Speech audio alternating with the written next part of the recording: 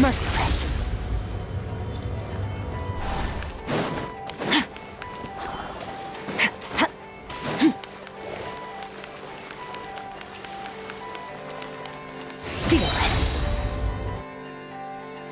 Oh, do you think the others are making good progress?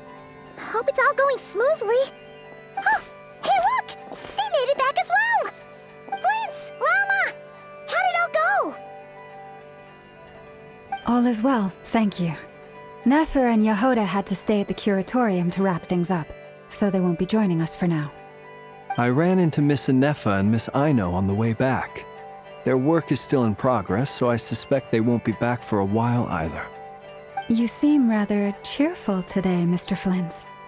I certainly am. I achieved what I set out to do and came away with more than I bargained for. Fighting alone can get quite tedious, but I had the good fortune to run into a pair of brave young warriors. We meet again. How have you been? Albedo! What are you doing here? That would be a natural assumption to make. It's also the correct one. These two courageously lent me a hand while I was fighting the Wild Hunt. When they told me they were Servarka's colleagues, it all made sense.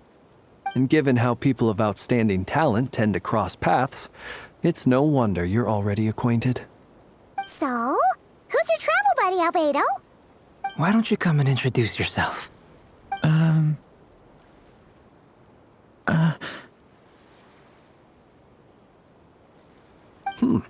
A gentleman of few words, I see. And a rather stern countenance. I presumed you were acquainted with him. Is that not the case? It's nice to meet you. Again. We've technically met before. Wait a sec! You're Mini Durin! That's right. It's me. I'm glad to see you again. By the way, he says it's okay if you drop the mini. Yeah, I'm not as mini as I used to be. Interesting, isn't it? The first step towards blending into human society appears to be reflecting on whether one's name really reflects who they are. Wow! You look so different! In a good way, of course. It's great to see you looking so healthy. Thank you, Paimon. And although you're as mini as ever, I understand that diminutives don't always convey endearment. I'll be sure to simply call you Paimon as a sign of my great respect for you. Wow! You're such a smooth talker now. Paimon could get used to this. From now on, you may refer to her as your esteemed guide, Paimon. Personally, I think our little Paimon is the perfect size. When people call her Little Paimon, it's just because she's so adorable that they can't help themselves. If that's not a sign of endearment, what is? You're absolutely right, Miss Lauma. My brother still has a long road ahead of him when it comes to understanding human relationships. Anyway, speaking of long journeys, didn't Columbina, leave with you? How come she isn't back yet? She's been catching up with old friends. Wouldn't be surprised if she stopped for a cup of tea or 10 on the way back. Uh-oh. People are talking about me. Hope it's nothing negative.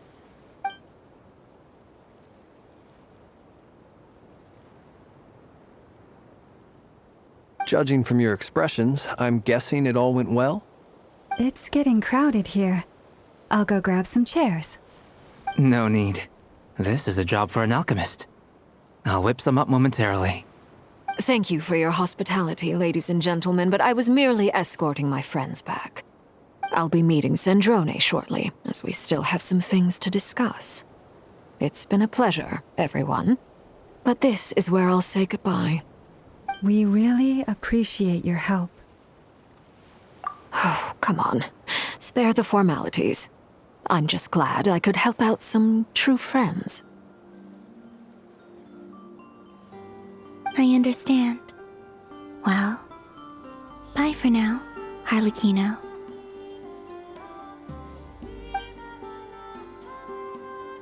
Oh, this place is hopping. It's probably a good thing one of us left. Otherwise, we might not fit all these people in. Are you saying we're about to run out of chairs?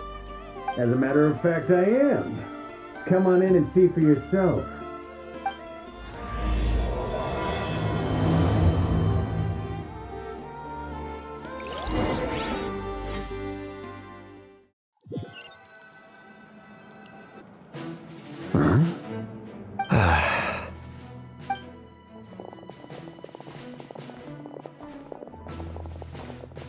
I overheard your little chit-chat outside, by the way.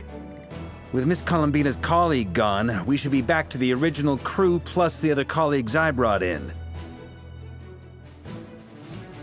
Though, it looks like we have another new face.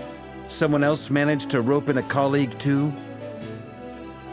Frankly, you and Paimon are the only people I know here. This here is Dainsleif, colleague of Tibet's greatest guide, Paimon, and greatest adventurer, the Traveler. Well, not exactly colleagues, more sort of friends. When someone else jumps in to do the announcing, you know you're speaking to someone important. Let's hear what he has to say. Note to self, once Paimon knows your name, the rest of the world will soon follow. When he comes looking for us, it's usually something important. Paimon's guessing you've heard about the Wild Hunt, then. From the looks of it, you're about to hold a meeting. If I were to say that the Wild Hunt is our mutual enemy, would that earn me a seat at the table? As the saying goes, the enemy of my enemy is my friend. Mr. Dainsleif, there's a seat with your name on it. Though, I can't promise the same for everyone else. Hey, Albedo, think you can rustle up a couple more chairs? After all this time apart, Grandmaster Varka's first order is to rustle up a couple more chairs. I've missed this. Is he being sarcastic? Hey, he's your brother. Why are you asking us? I've still got a lot to learn about the nuances of human conversation. Trying to decipher Albedo's way of speaking has been like jumping in at the deep end. Oh, good point. Paimon gets you now. Don't sweat it. There are people who go their whole lives without getting the hang of it. You're ahead of the game already. I wonder what's taking Nefer so long. Perhaps you should go and check in with her. If anyone can hurry her along, it's you. I just got back from the curatorium. Besides, aren't you curious to see what's taking her so long? Miss Nefer doesn't strike me as the type to share secrets. And since gathering intel is her specialty, I'm guessing she'd prefer to keep her methods confidential. Under such circumstances, would it not be tactless for me to impose? Oh, but it's fine for me to impose. What can I say? You have an unrivaled ability to garner people's affection, Miss Moonchanter. Besides, you have far more in common with her than I do. All right, then. Impressive. She barely fought back at all. I admire your powers of persuasion, my friend. As I'm sure Miss Lauma will realize soon enough, the trick in life is to always pitch in with other people's responsibilities so that you can be selective with your own. Another trick is to simply hide in the background. Spoken like a true sage. Anyway, looks like we've got some time to kill before the meeting. Let's take a little breather, folks. And feel free to chat amongst yourselves. We'll get down to business once the other two arrive.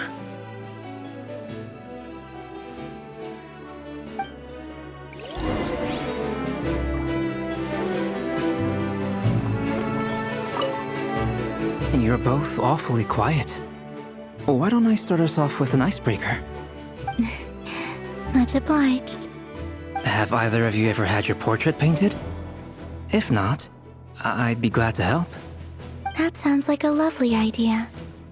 You know how to paint, then? I dabble occasionally. He's an excellent painter. Tables, chairs, people, dragons, you name it. He'll paint it for you. I'm flattered. If I ever get the chance, I'd like to give it a try myself. I'll bear that in mind. Anyway, how about you, Durin? What sort of portrait would you prefer? Oh, I'd be fine with anything. Whatever style feels best to you. Very well.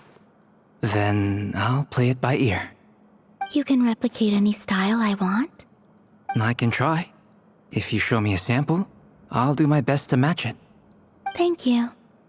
In that case, I'll dig up some reference material for you.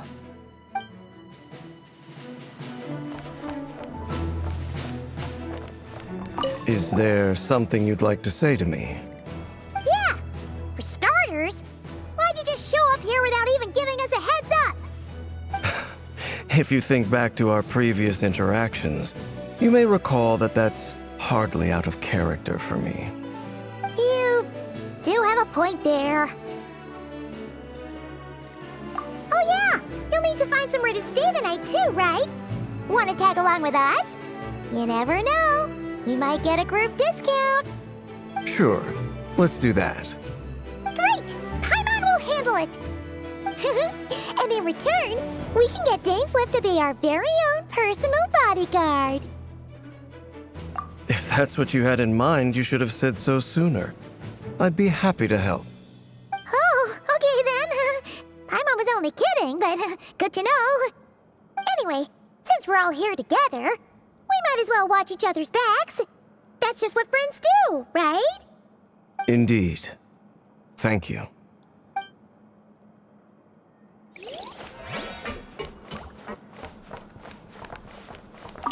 Truth be told, I can't remember the last time I was in a meeting with so many people. You're not alone there, my friend. The Lightkeepers also struggle to bring everyone together for a serious discussion. I don't doubt that. I've only ever met two Ratniki, one being you, and the other being that young guy, Itlua. Itlua is a good apple. I'll give him that. He's kind, honest, and regularly delivers supplies to my lighthouse. A true Ratnik to the core. In that sense, he puts me to shame. So you're what? A fake Ratnik? That's what it sounds like you're saying. But I get the feeling that's not quite what you meant.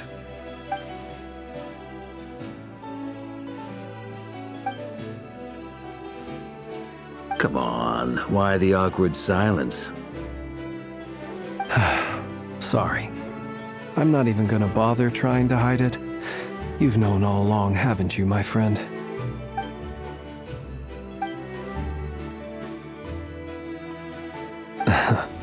Now that was an awkward silence.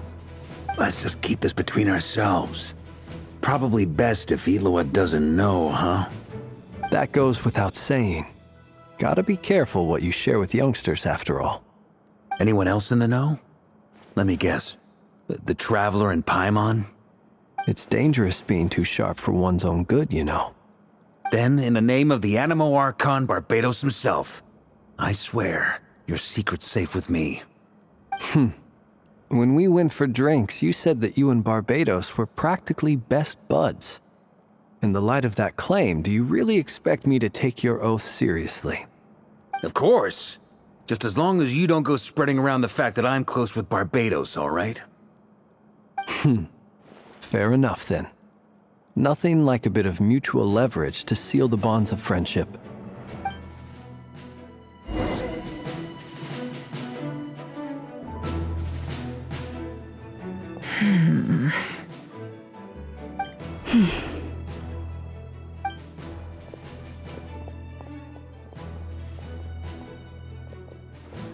Ah, Miss Nefer. You made it after all. But what about Yehoda?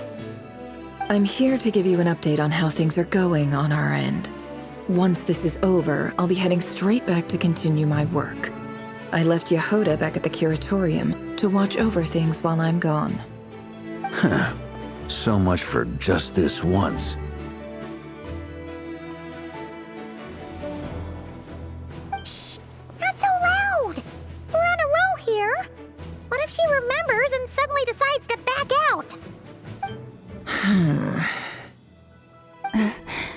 Did you say something, Mr. Varka? Huh? I didn't say anything. Right, Flins? Must have been a frog. They get so noisy around here at nighttime. It's like they're putting on a concert in the background. Anyway, before we begin, there's a few introductions to make. Let me start by saying that it's an honor to be speaking before so many distinguished colleagues and collaborators. First up, we have Miss Lauma. As Moon Chanter, she's the leader of the Frost Moon Scions, a local religious community in Nodcry. Then there's Miss Nefer, boss of the Curatorium of Secrets, and intel gatherer extraordinaire. Nefer is leading the investigation into Rerer's background, assisted by Yehoda and Lauma. From the little I've heard, they're making some great progress. Over here, we have Mr. Flins, a ratnik and guardian of the abandoned lighthouse. In our last operation, he courageously distracted the Wild Hunt to buy time for the rest of us. For those of you who've never met, this is Mr. Albedo, a renowned alchemist and captain of the Knights of Favonius investigation team. By his side is a new face for us all, myself included, Mr. Durin, who has come to lend his aid. Next up, we have the Moon Maiden and former Fatui Harbinger, Miss Columbina. Then we have the Traveler, who's earned more titles than I could possibly hope to list out, so I'll spare you the rundown. And Paimon, the ultimate travel companion and quite possibly the best guide in all of Tevat. Wow! That's a lot of people! Great turnout! Miss Nefer, it looks like you might have another job coming your way, so, congratulations on the booming business, I guess. You think I haven't got enough on my hands as it is? Who's looking for me now? That would be me, Miss Nefer. I have a commission for you. And you are? Who I am doesn't matter right now. What does matter is that I'd like you to gather more intelligence about the Recher of Solnari. Well, it's not as if we never take on anonymous commissions. But in your case, I'll have to decline. I'm gonna take a wild guess and say your job's probably more hassle than it's worth.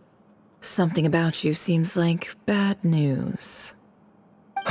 It's my eyes, isn't it? Conrian, I assume. And what's with the mask? Are you trying to hide your identity? In any case, the fact that you're even still alive raises an awful lot of questions for me. My name is Dainsleif. And yes, I am from Conria. As I'm sure you're aware, the Recher of Solnari's real name is Rerir. He was once an acquaintance of mine. Really? Then you must have been quite an influential figure yourself. You flatter me, but none of that matters anymore. My point was simply to clarify why I have asked Miss Nefer to investigate Rerir's background. So you're both from Conria, and it sounds like you used to be friends? What am I missing here? Surely you already know how he became one of the Five Sinners. I'll tell you everything I know. The history of Conria, the names and identities of the Five Sinners. I remember it all like it was yesterday. I have never spoken openly of this before. But the truth was exactly as people say. The Five Sinners were each driven by their own desires, and it was by playing upon these that the Abyss tempted them to their fall, tearing Conria apart in the process. The visionary, Vedifenir, who wished to foretell the future. The wise, Haroptatir, who sought limitless knowledge. Gold, Rheindotter, who desired to create life. The foul, Surtologi, who pursued supreme strength. And last, but not least, Recher of Solnari, Rerir, Ravager of the Moon. Of the five, Rerir is the only one who remains a mystery to me. He never harbored grand ambitions, so what changed in the space of a single night? How did he come to fall like the others? In other words, you're saying that his change came as a shock to you? and you have no idea what actually happened? That's right. You mentioned how the Abyss tempted them, which led to their fall. But what did that look like in practice? And what other context can you give me about the events of that time? The more detail you can give me, the better. Strangely, now that it comes to it, I hardly know where to begin. The fateful night took place during the era of the Eclipse Dynasty. One day, my elder brother, the visionary, Vedafenir, was summoned to the palace by the Vinster King, only for the king to gouge out his eyes and cast him into the dungeons. When I came to hear of this, my fury knew no bounds. I gathered together every ally I thought I had, and together, we set a night to storm the palace and free Ved. Centuries on, the memories of that night still haunt me like a never-ending nightmare. We broke through the palace gates, just like we had planned, each striking towards our separate targets. But then, I was betrayed. Even Vedafenir, the very person I had come to rescue, abandoned me and partook of the Abyss's power. So, it's personal after all. Then tell me, Mr. Dainsleif, what price are you willing to pay? You, of all people, must know that nothing comes for free. I cannot say what price would be worthy of such a commission. But know this. Rerir was not always a madman. Believe it or not, there was a time when he was just an ordinary man, working for the Conrian Intelligence Service. Uncovering the truth of Rerir's past is the only way to unravel this mystery. But before you decide if you will accept my commission, I will tell you more about him. Enough, I hope, to help you plan your next move. Sounds pretty good to me. Feels like we just flagged down a random passerby, only to discover he's actually a master strategist who has a score to settle with our enemy. Can I borrow your halo? It could be useful in the lighthouse. Hey, enough with the wisecracks! Besides, isn't that lamp of yours bright enough already? Relax. It was meant to be a compliment. If that was a little over the top for your liking, I'll make sure to tone it down next time. I'll give your proposal some serious thought, Mr. Dainsleif. Let's speak in private once the meeting is over. Before that, there's a few things I'd like to share.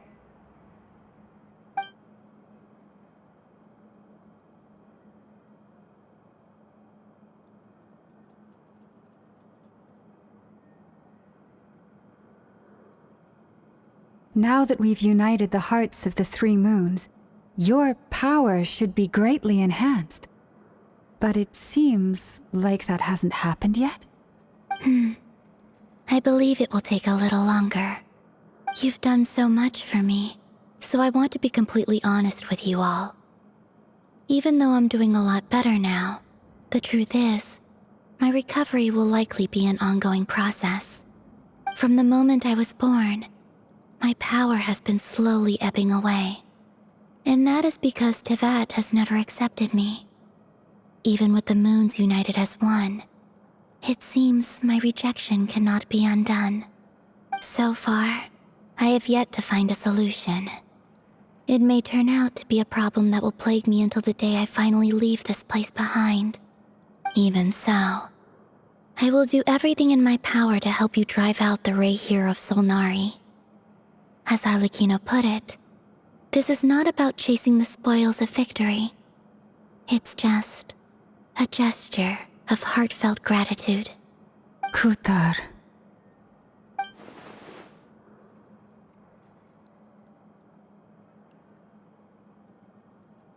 Defeating the Rerir of Solnari will be no easy task. While my strength slowly recovers, we'll also need to gather more intel. Naturally. We should take all the help we can get if we hope to defeat him. We've considered several viable plans now, but our choice hinges on the answers to a few key questions. Is it even possible to kill Rerir? What experiences shaped the person or monster he became? And what's he really after? Given Albedo's expertise in alchemy, I think we should leave him to try and answer the first of these questions. Understood. As for the other two, I'm afraid we'll have to count on you again, Miss Nefer. Believe me when I say it's not my wish to burden you. But right now, relying on your skills is our only option. So you're placing all your hopes on me, huh? We can't thank you enough for agreeing to help us. Honestly, I can hardly believe how lucky we are. You sure have a talent for changing your tune, Miss Moonchanter. Timid like Yehoda one moment, then Flints's insincere flattery the next. Ladies, please. I must object to your portrayal of me. That's all. Feel free to keep bickering. Just pretend I'm not here. I almost don't want to leave this room. I'm curious to see how this plays out. I have faith in you, Miss Nefer. Something tells me you'll stand by us until the very end. Oh? And what makes you so sure of that? What if I suddenly decide that my compensation is insufficient? This isn't about the money. I can sense that you've got a deep-seated distaste for Rerir. And knowing you, that alone is motive enough.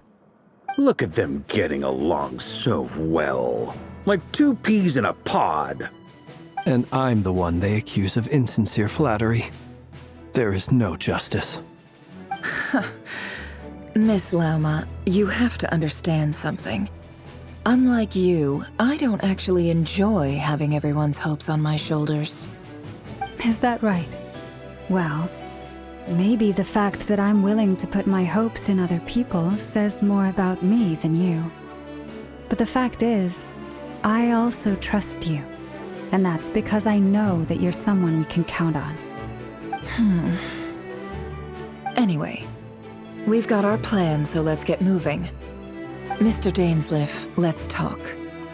And Traveler, once we're finished, if you've nothing else planned, I'd like you to come with me.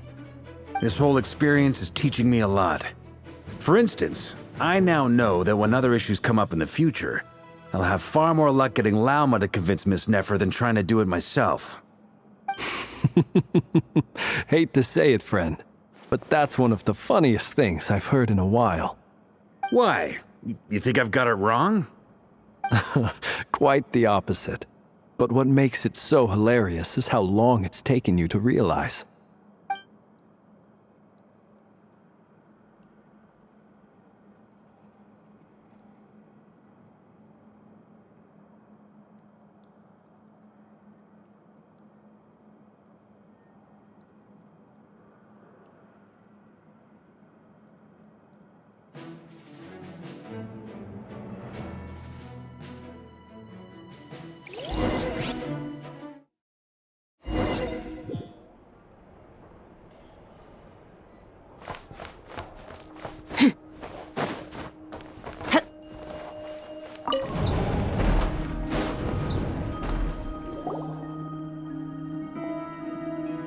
Thank you for waiting.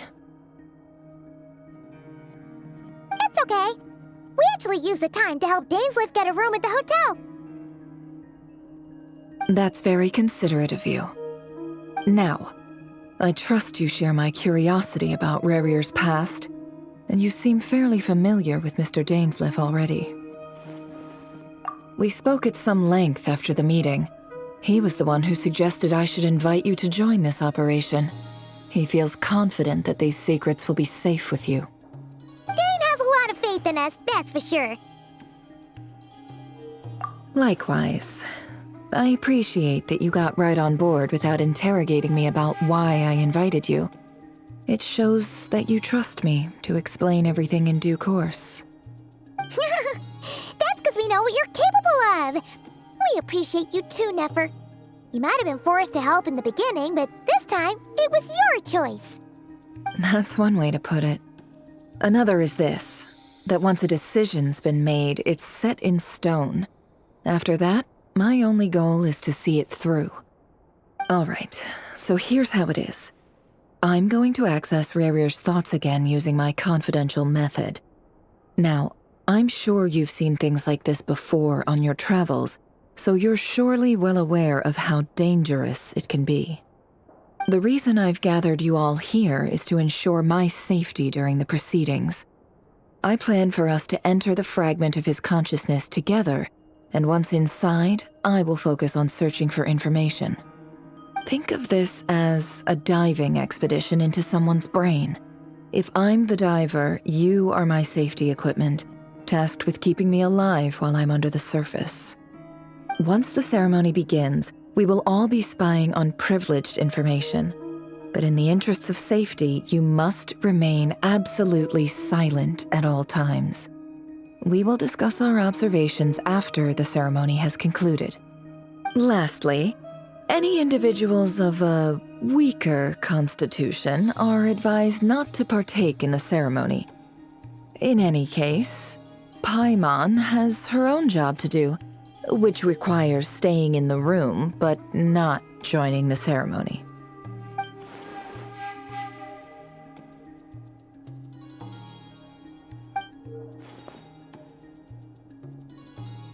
Well, good luck, everyone! Sounds like all Paimon can do is cross her fingers and root for you guys. There's a little more to it than that. I was being serious when I said you have a job to do. While the rest of us are inside Rarir's mind, it's imperative that we have a team member on the outside. In the event that something goes wrong, you will be our first responder. I don't anticipate any issues, but the extra level of safety will be greatly appreciated. I second that. This is a dangerous operation here, and you're our whole rescue team. That's pretty much the most important job in the crew. So, Paimon's like the lifeguard? Yeah, that makes sense. All right, got it. Good. Please, take a seat. We'll get started momentarily.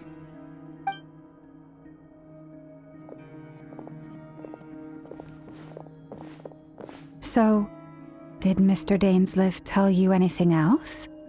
He told me that he believes Rarir kept some big secrets in his life. He's not sure that they were the cause of his eventual downfall, but he's asked me to uncover what those secrets were all the same. But surely you're not planning to go through with this, no matter the cost. If you think that, you'd be overestimating me. I'm a businesswoman, not a mercenary. But I do have my own professional reasons for taking this job. You think I'd turn down the opportunity to get a first-hand glimpse into Conrian history? No chance. Well, as long as you don't let morbid curiosity get in the way of safety concerns, we're good. We'll do whatever we can to help you. You're such a killjoy.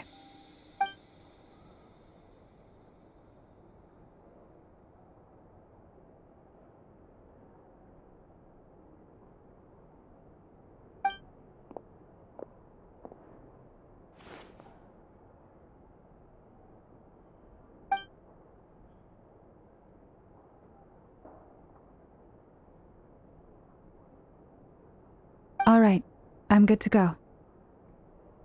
All set over here, too. Promise, Paimon, you'll be extra careful. All right. Let your whole body relax. We're about to begin. Close your eyes.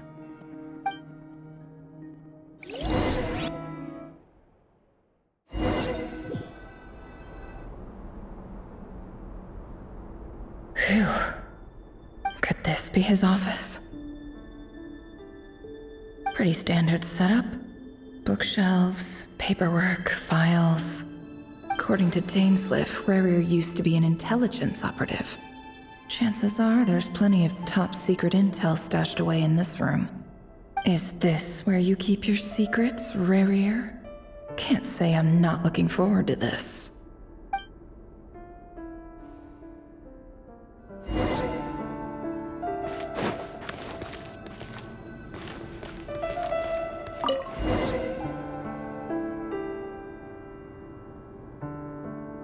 Today's files are in. Time to wade through them, just like usual.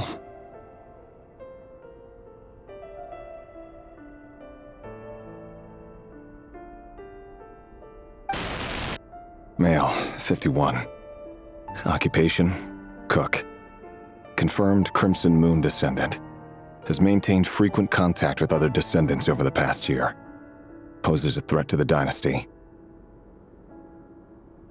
Neutralized on...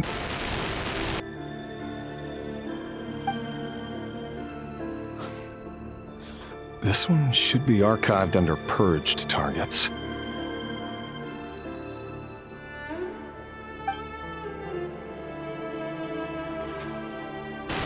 Female, 23. Occupation, office clerk. Confirmed Crimson Moon descendant. Has maintained frequent contact with other descendants over the past year. Poses a threat to the dynasty. Neutralized on...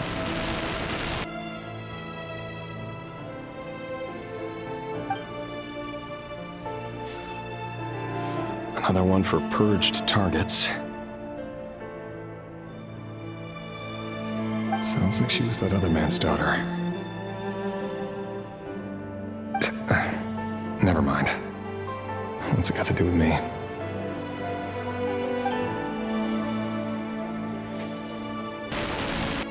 Male, 40. Occupation, teacher. Confirmed Crimson Moon descendant. Has been observed making contact with other descendants during the past year.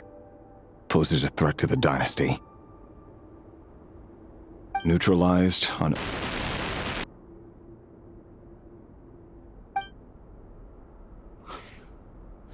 Just another nobody for the archive.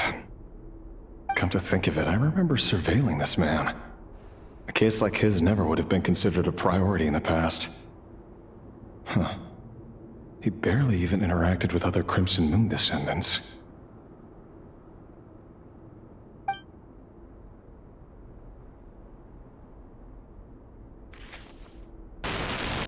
Female, 16. Occupation, none. Orphan and confirmed Crimson Moon descendant. Has been observed making contact with other descendants during the past year. Poses a threat to the dynasty. Neutralized on...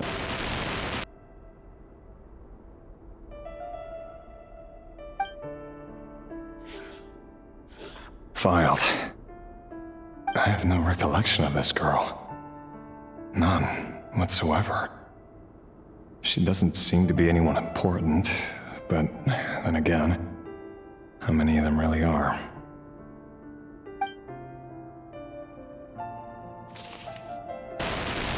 Female, 13. Occupation, none. Orphan and confirmed Crimson Moon descendant. Has been observed making contact with other descendants during the past year. Poses a threat to the dynasty. Neutralized on...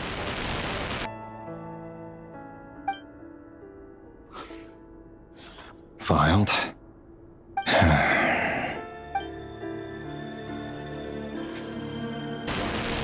Male, 11.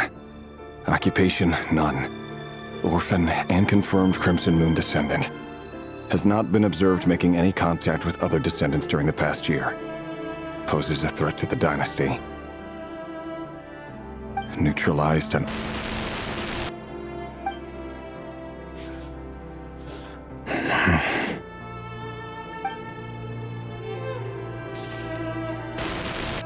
Male, 6. Occupation, none. Orphan and confirmed Crimson Moon descendant. Poses a threat to the dynasty.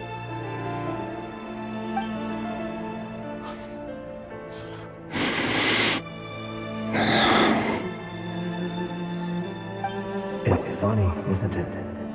Your job is becoming both harder and easier at the same time, depending on how you look at it. Sooner or later, the Crimson Moon descendants will be completely wiped out. But as their numbers dwindle, they become harder and harder to track down. That's not how it is. Fortunately, however, Most of the able-bodied adults have already been taken care of. The remaining weaklings will be increasingly easy to deal with. No! No. My job is to ensure the survival of the Eclipse Dynasty. And the only way to do that is by eliminating any and all potential threats. It's a perfectly legitimate line. Every single one of my colleagues can attest to my fairness. And if my friends were aware of the facts, I know they'd back me up too. Assuming, of course, that they were aware of all the facts.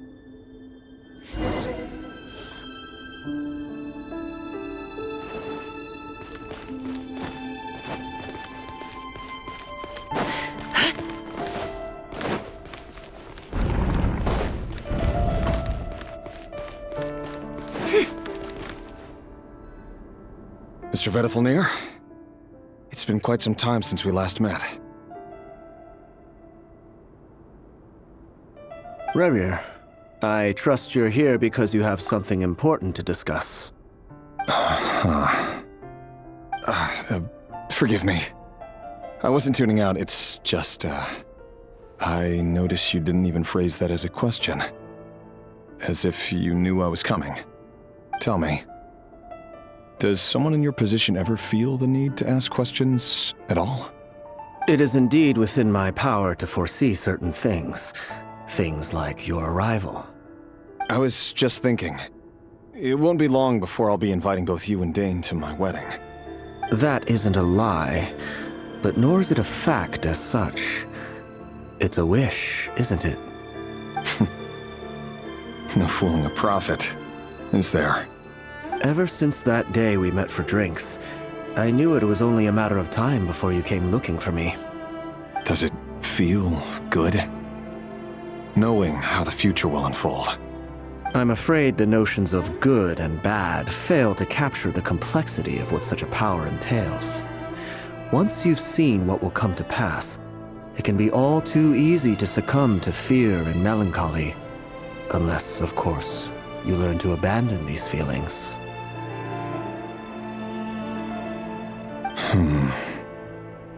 You fear my silence, and long to hear the words I left unspoken that day. That's right. You must have noticed my reluctance to broach the subject, and the reason is simple. Because the truth could never have lived up to your hopes. For both our sakes, such words are better left unsaid. The burden of prophecy was never meant for your shoulders. So who exactly do you deem worthy to hear your prophecies? None but our exalted king? Or rather, our king as he once was. You're closer to his majesty than I am. You must know better than anyone how much he's changed. You say that as though it is to my benefit. Yet precisely because of that, I dare not speak rashly. A king can turn out to be the most virtuous of rulers, or a tyrant more terrible than the most vicious of dragons. You are so wise and far-sighted, yet still you would have me live in fear of the unknown? You make a fair point. Especially given my silence alone was all it took to send you spiraling downwards. Very well then. Let me offer you some advice. And I say this not as a prophet or a visionary, but simply as the brother of your friend. For many reasons, there is very little chance of your marriage ending in happiness. If happiness is what you seek, you should find another fiancé.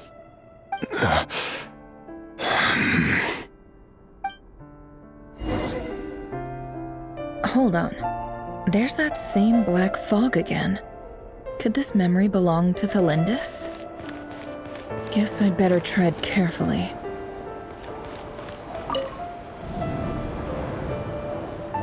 Wait. Hear me out. This time we finally got a clear look at his face and learned his true identity.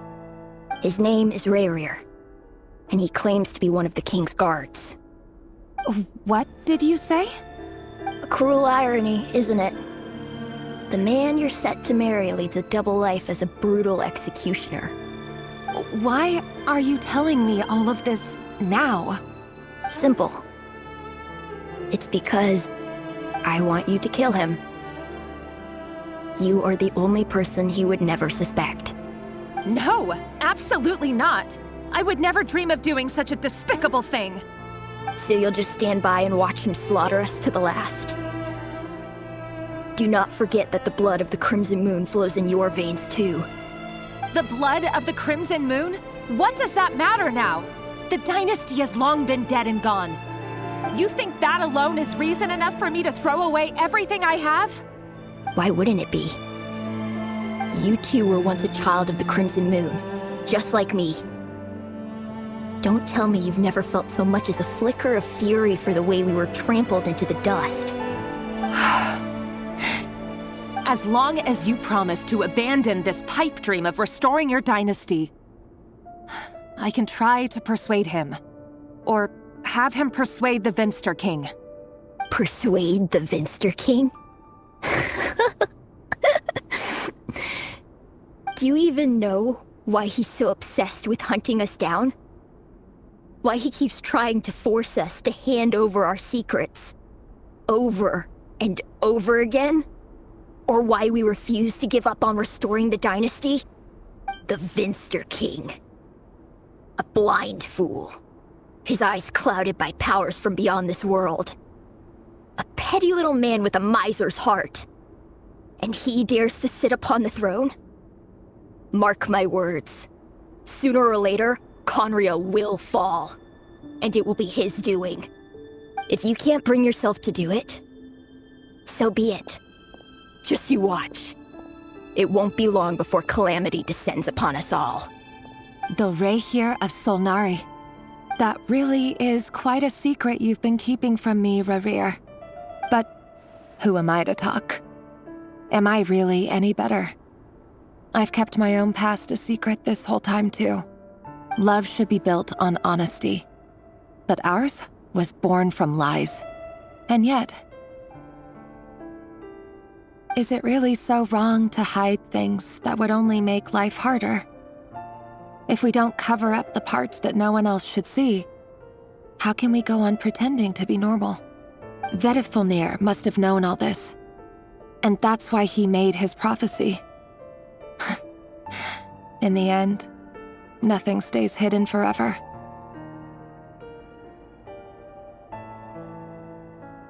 But I won't just sit by and watch this disaster unfold. I'll do everything in my power to protect what I cannot afford to lose, no matter who I have to face.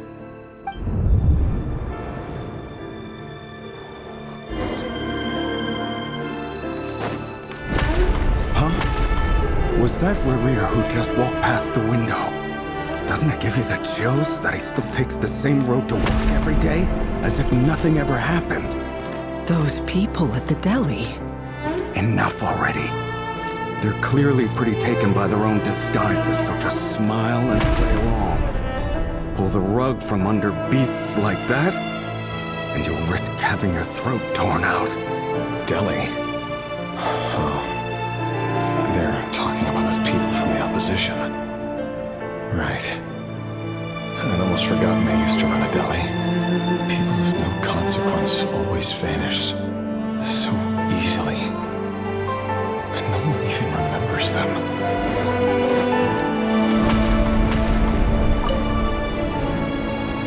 But surely you can see he's not the man he pretends to be! So many have died already, and they say that the king's madness grows with each passing day. We're not going to survive this, are we? But why does it have to be this way? Do we really deserve to die just because of the blood that runs through our veins? Felindis, are you even listening? Sorry, Freether. My mind was off wandering.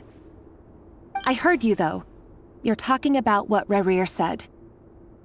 He's just following the king's orders. He's a secret agent, and it's his job to hunt down rebels and dissidents. By the time you first met him, he'd already taken lives. Maybe he was using you from the very beginning. No. Rerir has no idea I have anything to do with the Crimson Moon. My family are only distant relatives of the main lineage, and besides, my eyes are perfectly ordinary. Truth be told, apart from my teacher, pretty much no one knows I have any connection to any of it. It's been a long time since my family severed ties. But as Orlog said, who could possibly talk sense into that raving lunatic of a king? No one. I'll work something out. Trust me, I'm with you all. But for now, you need to keep yourselves hidden. Don't let anyone find you, anyone at all. Don't forget that Rerir is an Eclipse operative. You need to be extra careful when he's around. And when I am too. For now, don't come looking for me. And if anything happens to me, just act like we've never met. If even you can't escape this, what hope do the rest of us have? But after all this time together, surely he wouldn't lay a hand on you. I won't speak in his defense, nor can I give you a clear answer to that question. But I'll do everything I can to put an end to this. Here, hold on to this. If an opportunity to escape presents itself, take it. You'll be glad you took some spare change. You call that change? But what about you? I've got a job, and there's still money coming in. But you can't go anywhere right now. Please think about yourself for once.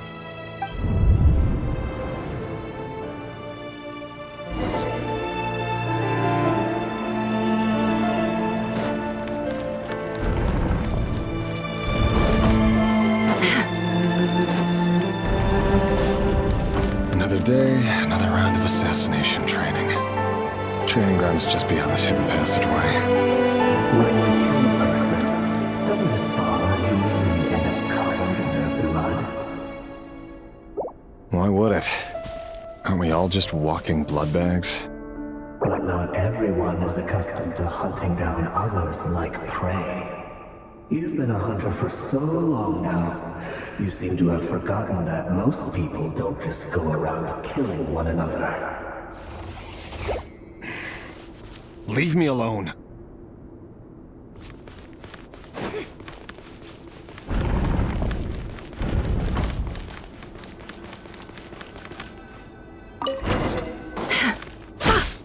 Make sure you have a firm grip on the handle, then choose your angle well.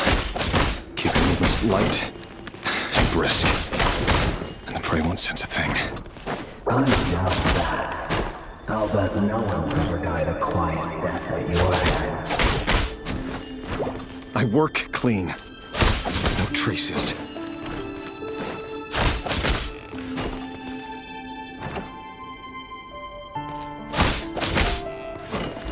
That doesn't make it open above board. The king just happens to be you right now. But someday he doesn't. That won't happen. He's changed. Ever since you fell under the spell of that power. Beginning, he only had you take out a handful of the deceased. The ones I dealt with have always been guilty. And I've carried out my work flawlessly.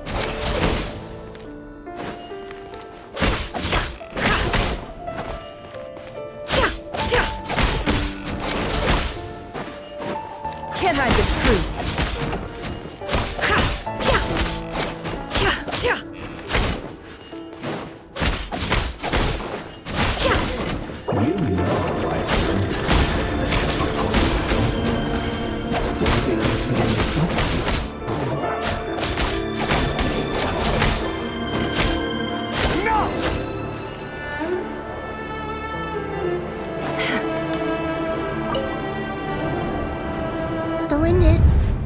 Do you still remember Orlog?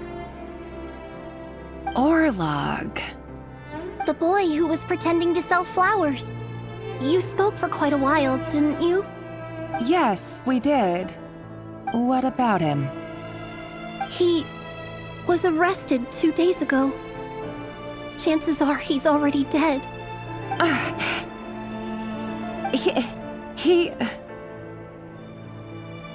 just don't get it!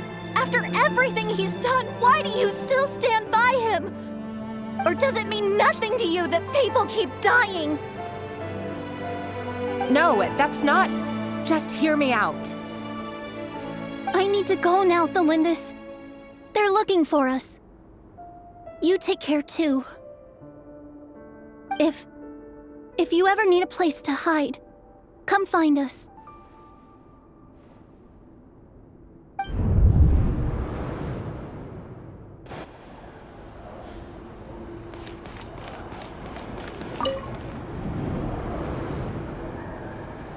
Author Thelindis. Over the course of this week, the research object was subjected to interference for a total of 47 hours for experimental purposes. The results are as follows. All subjects of observation that were sent inside have now... The situation within is proving more problematic than anticipated. No progress whatsoever. What now? Won't you give me even a glimmer of hope? Things are getting worse by the day. I have to find a way or we'll all be in danger.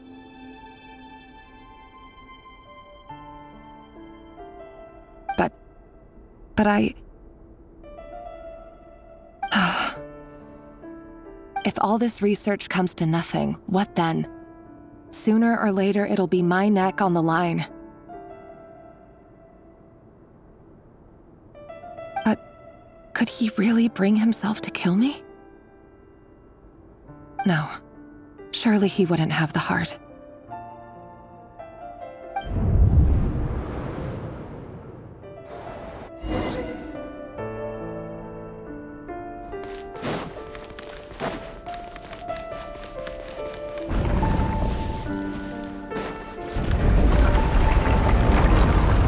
Why won't you just let us go?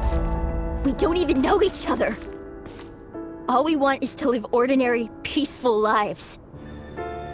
You want to live?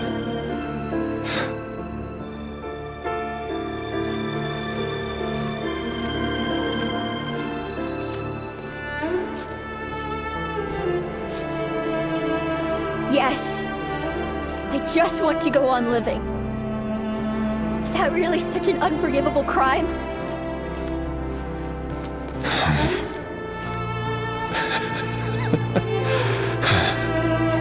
You want to go on living. I want to keep living too. To keep living forever. That's why I have no choice but to continue on the path I'm on.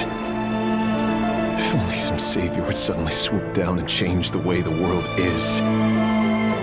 Too bad that's not going to happen.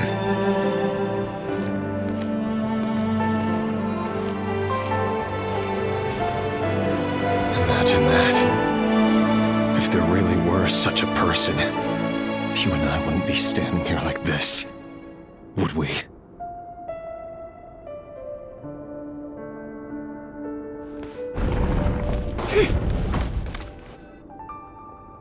Today's files are in.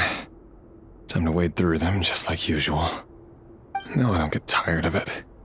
It's my job. And not only am I lucky to have it, I'm good at it too.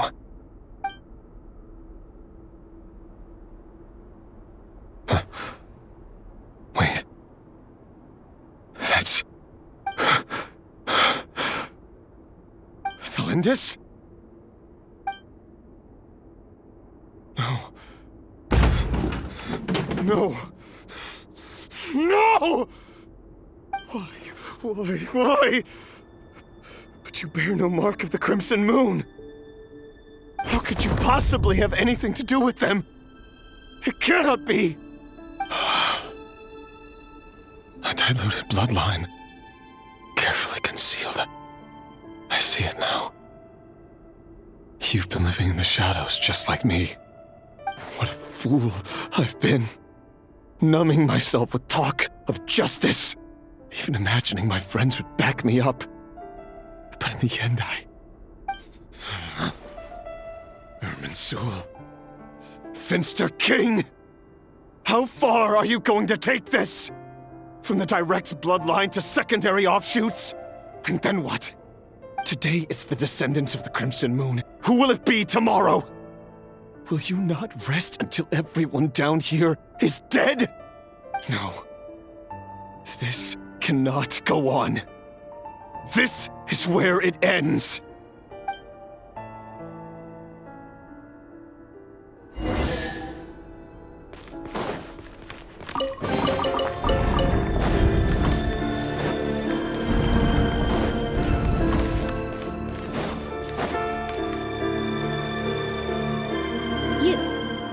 You're really letting me go? I am.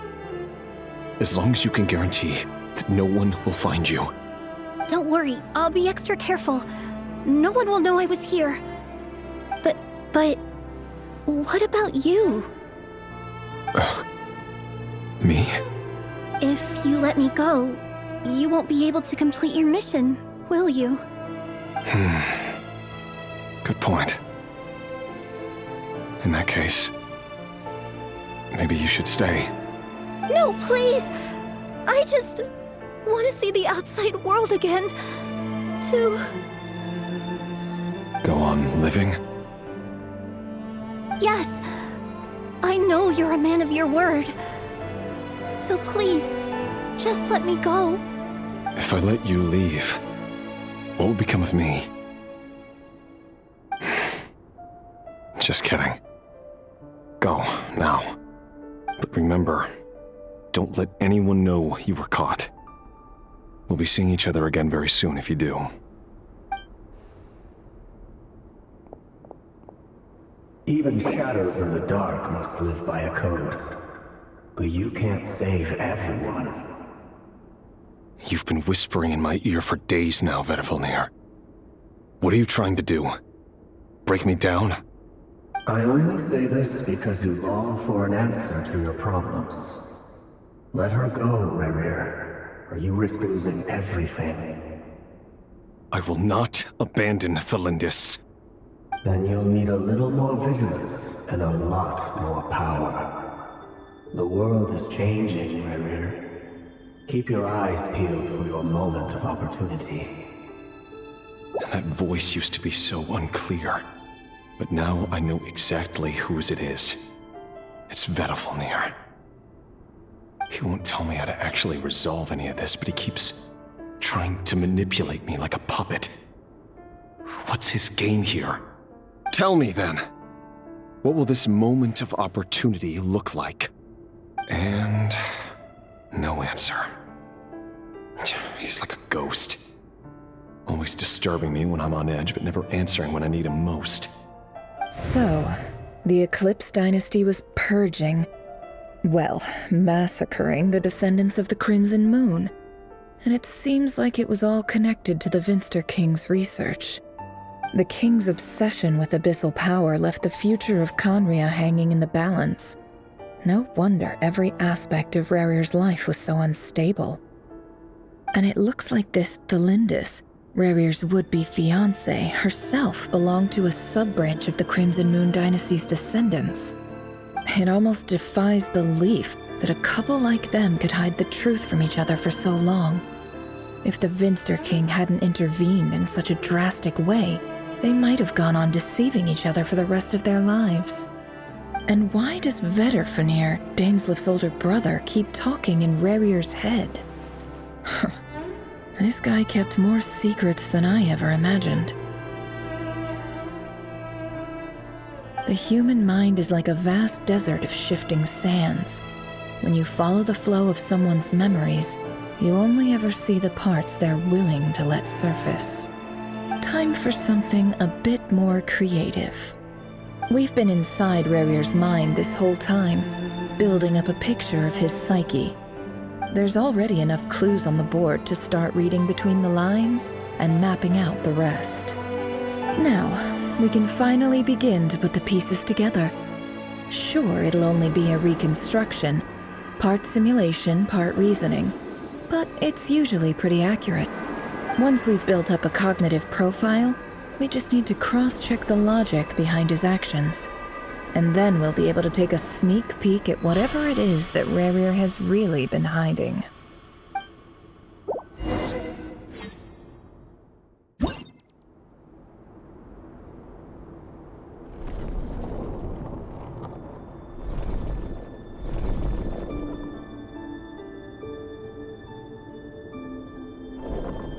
Rerir, are you there?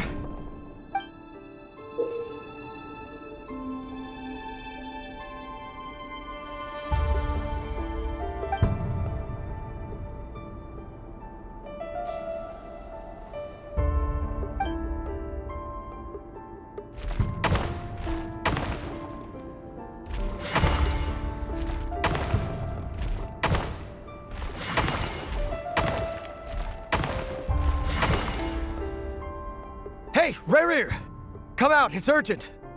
Dane? What's wrong? Quick, come with me.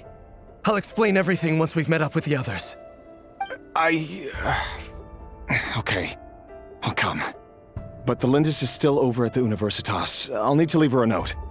All right then, but make it quick. I've never seen Dane so worked up before. Whatever this is, it must be big trouble.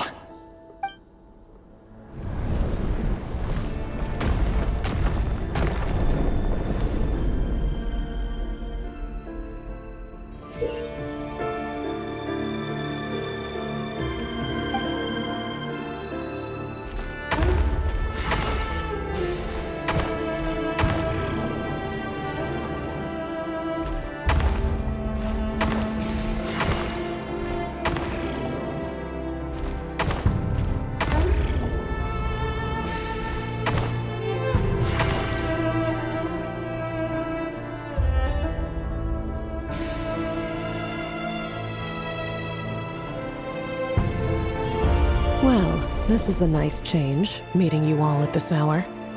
When men and women of ambition can speak face to face in broad daylight, I say that's a big step forward for our dear Conria. Don't be ridiculous. We do not fear the day. Why would we seek refuge in the night? You might ask your blade that same question. I'm told it prefers the cover of darkness. The word on the street is that Sir Elegy only strikes when he has an unfair advantage. But that is patently false. I see you're missing an arm and a leg. Surely only a fair fight could explain that. If this is your way of offering me replacement limbs, believe me, I'll take them. Oh, we can certainly discuss that. With bioalchemy, anything is possible. Assuming I have your full support in my research.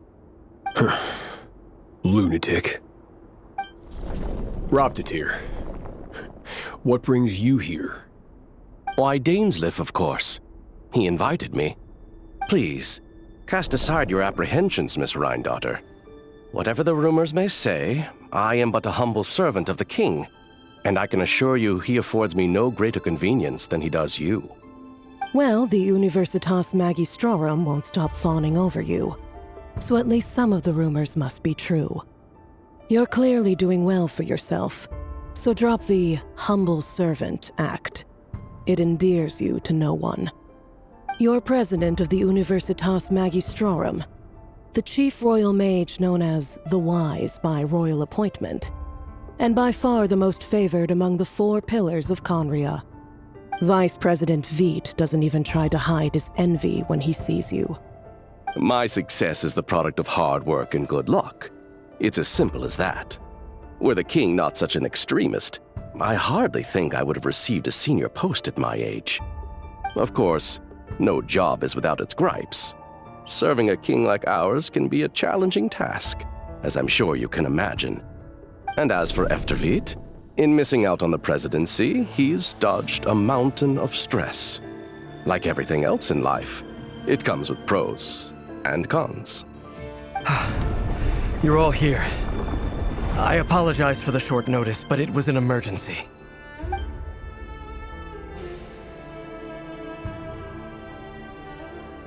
You must be Rerir. Mr. Sir Elegy. Yes, I handled your case file during your sentencing. Nothing personal, of course. I'm pleasantly surprised that you remember me. You're clearly a person of substance if you've been invited here. But Dainsleif, you'd better have a very good reason for convening this little gathering. It's my brother, Vedothanir.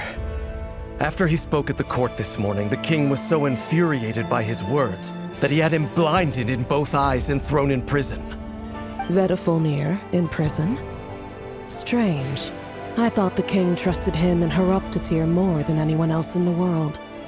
Does this mean the king's circle of trust just got even smaller? It has nothing to do with trust. It's about what the king wants, which is as clear as day to anyone paying attention. I simply appease him, because it's in the best interests of the Universitas Magistrorum. And also because you're slimy. Vedafulnir, perhaps less so. But still, a visionless visionary? It rather inclines me to think that qualifications are not what get you ahead in Conria. Do you honestly think this is an important discussion to be having right now? Dane, what are you planning to do? Rescue Vedafulnir, I assume. Correct. It will mean storming the palace by force. Tonight. I need all of you on my side. That's far too dangerous. And don't forget, Dainsleif, you're captain of the Royal Guard. You swore an oath to the throne. You've been planning this for a while, haven't you? I have no desire to commit treason. But whatever critique the king may have of Vedafulnir, disfiguring your most loyal subject for putting the best interests of his court and nation first, this is not the conduct of a wise ruler.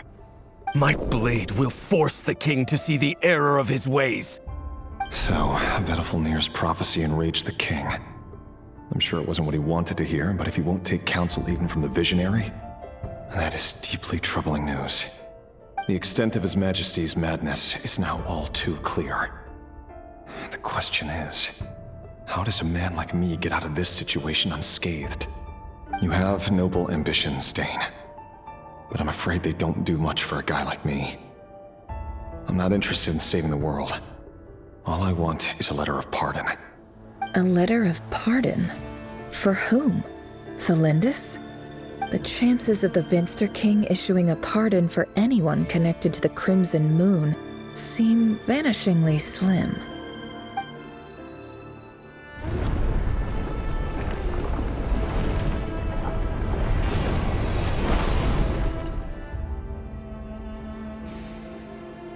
This black fog over the board must have some connection to Thelindis.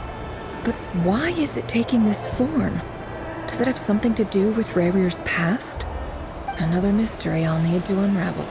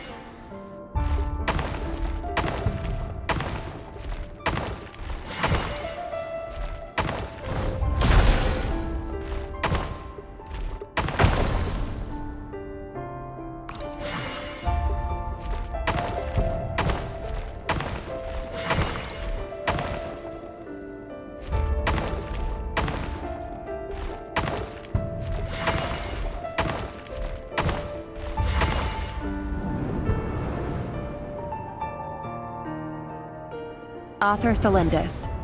Over the course of this week, the research object was subjected to interference for a total of 60 hours for experimental purposes.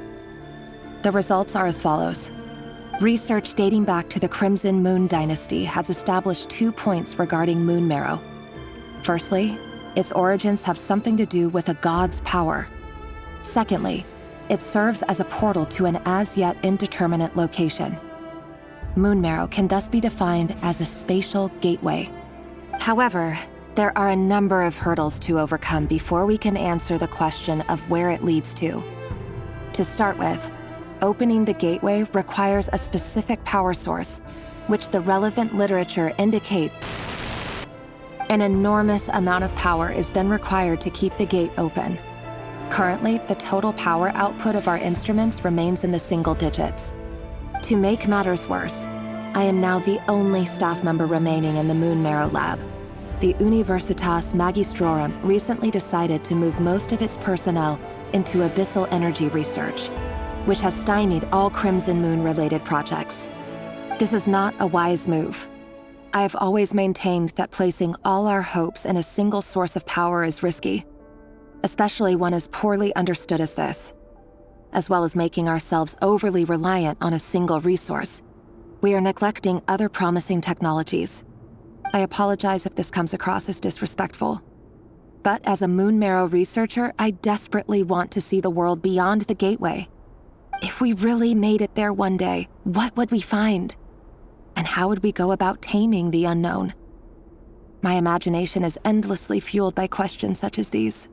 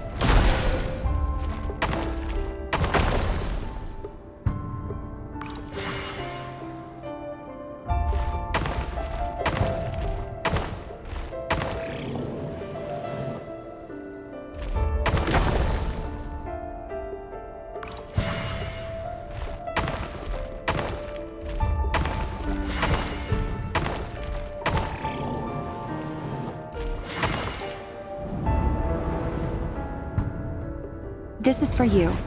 I heard you're gonna leave the city with your parents.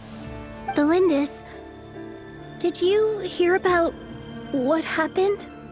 I've heard nothing. Rerir got back very late last Friday, and he was acting a little unusual, but he slept pretty well, so I'm guessing whatever he did was a good deed.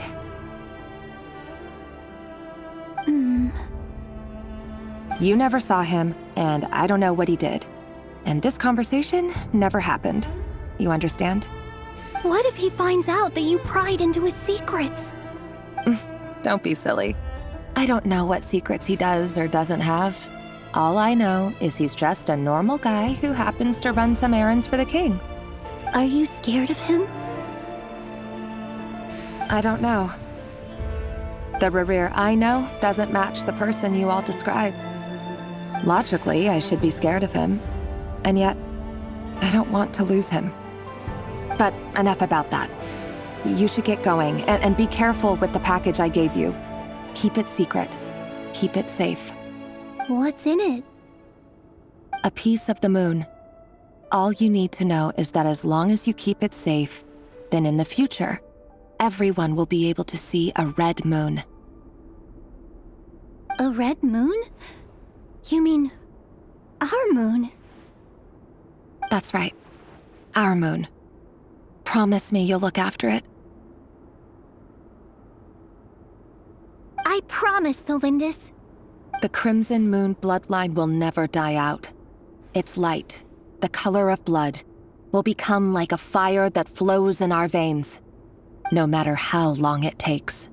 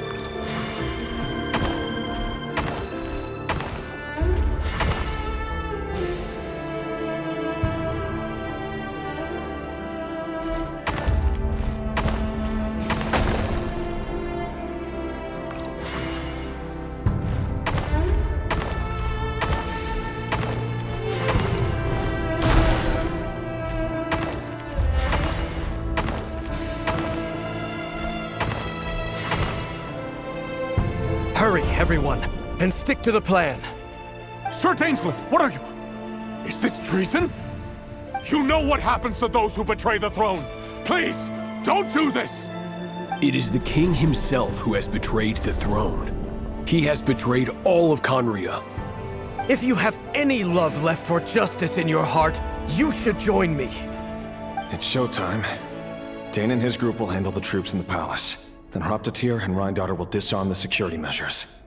My job is to enter the prison and rescue Vedifalnir. Stay safe. Wish me luck. Look after my brother. Draw your blade. It is time for justice to prevail.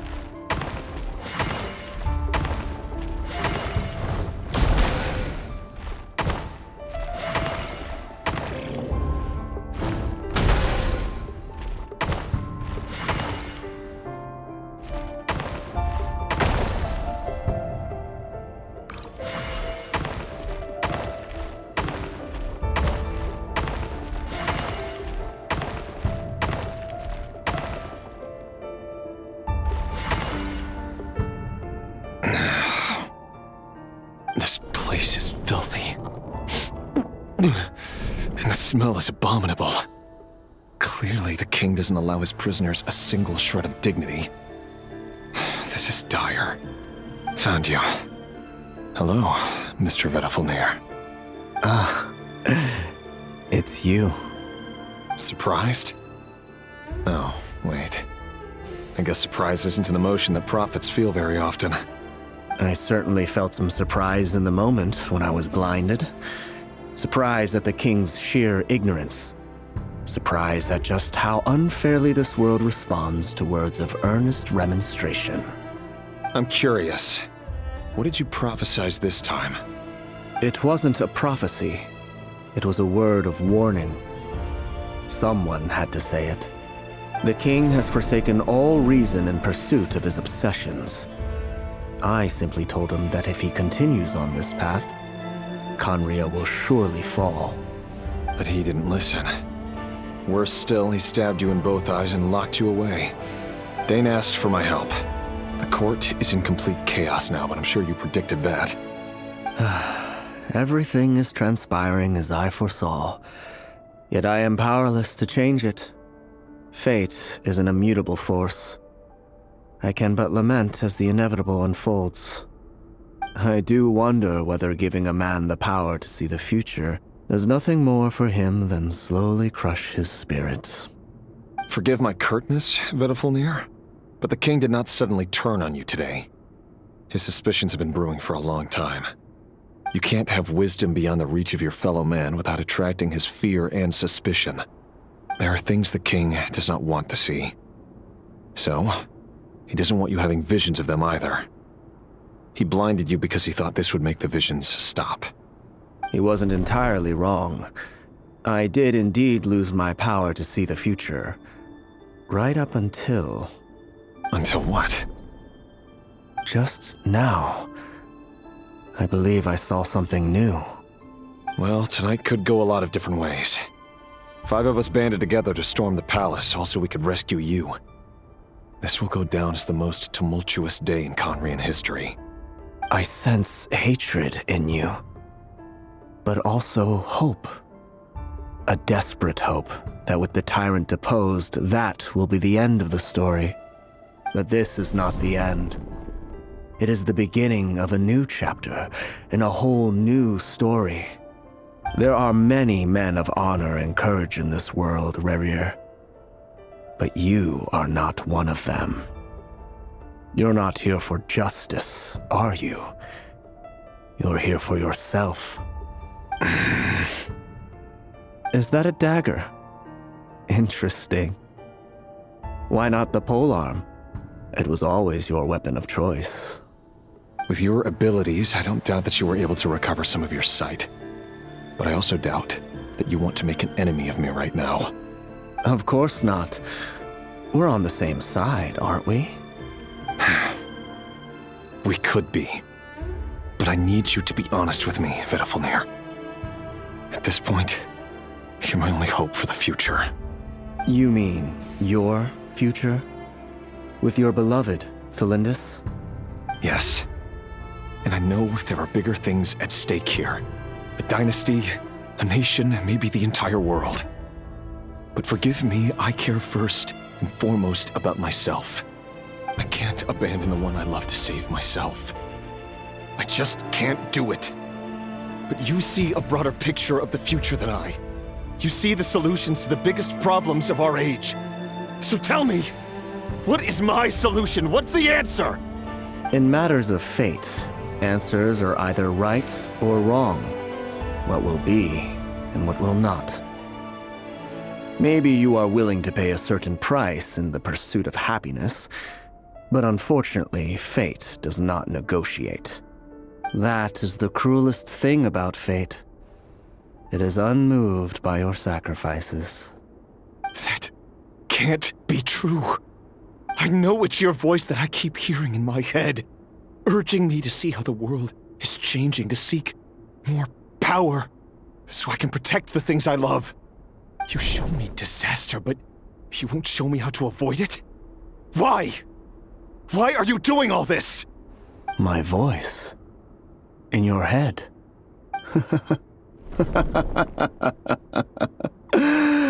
So, you hear it too?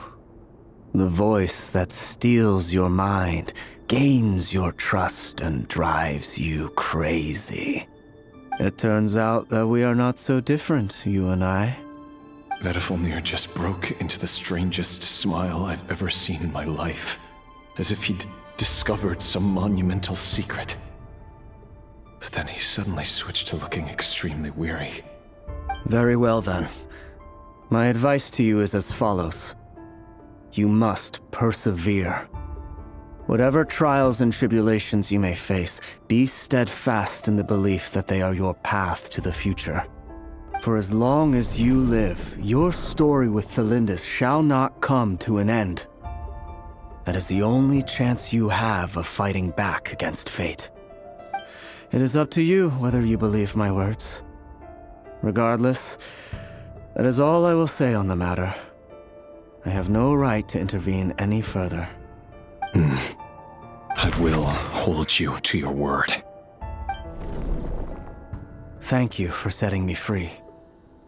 In return, I will tell you one more thing that you cannot afford to ignore. Just then, a strange wave of energy rippled through the city. We had no idea what it could mean. If I were you, I would head to the Universitas Magistrorum.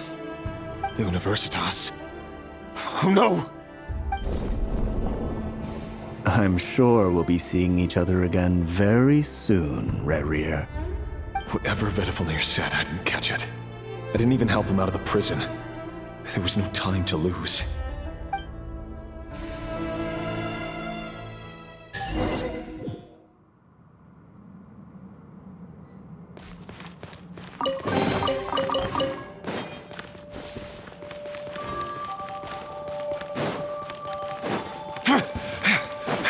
Monsters? Is this my daughter's doing? The Universitas Magistrorum. Out of my way!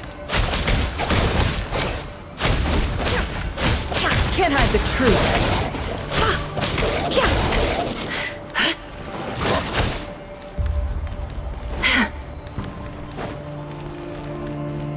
No more lies.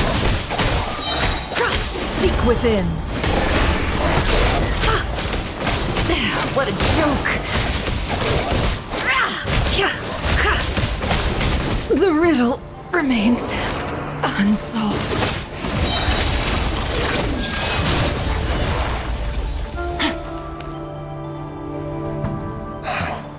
The Universitas. That reminds me of a rumor I once heard. Allegedly, the king installed secret mechanisms in the palace and around the city. No one knows where they are or what kind of power they hold. But if they were ever going to activate, it would probably be on a night like tonight. Help! Help! Hold on! Don't let them anywhere near you! Save me! I can't! Ah! That sounded like an explosion. So the rumor is true? The king really went through with it? What other means does the king have at his disposal? They must run on power from the Abyss. And given it's a major center of Abyss research, anyone over at the Universitas will be in grave danger. I have to hurry!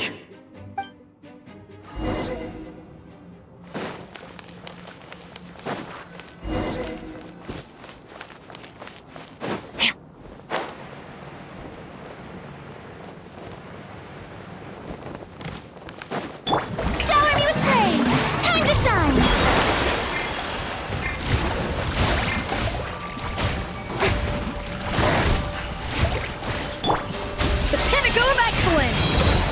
Let me scribe. Fate is upon you. Fearless.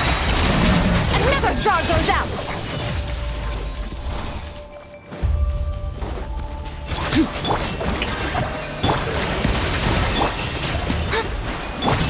Merciless. Yeah. Into the void. Fearless. Let the world come alive! A little amuse-bouche. At first, a fleet. Strike a pop. Shadows of fate, decided by destiny. Paradigm shift.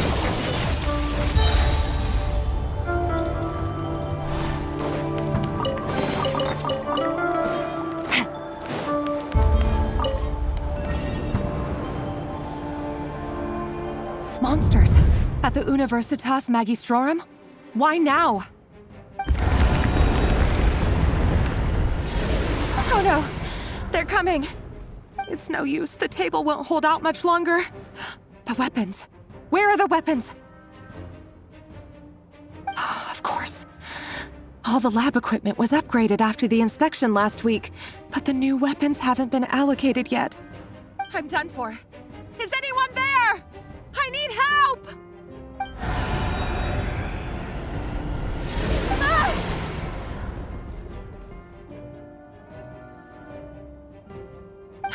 Stay back! Please stay back! Please!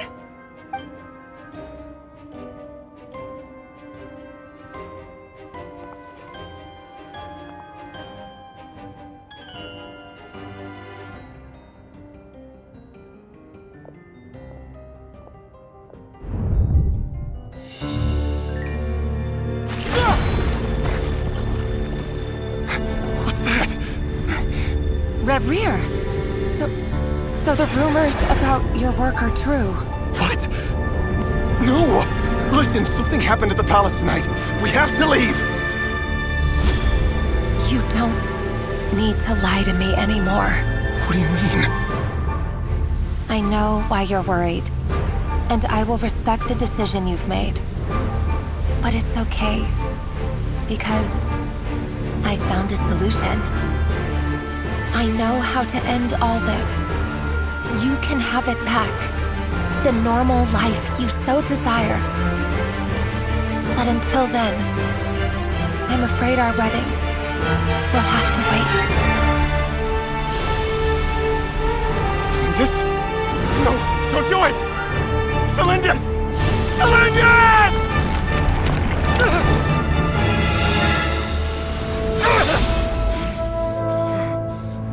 I told you, Reverie. Let her go. You will find someone better. No! No, I won't do it! I have to save her! By what means exactly? A lowly pawn. You lack the power and the strength of will.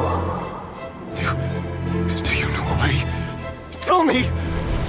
Come to the palace. Join us.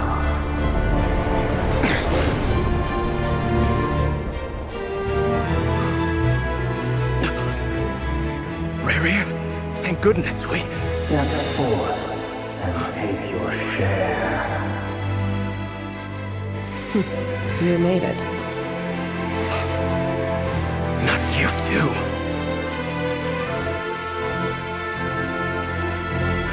Hatred or grief, despair or desire. We all have our own.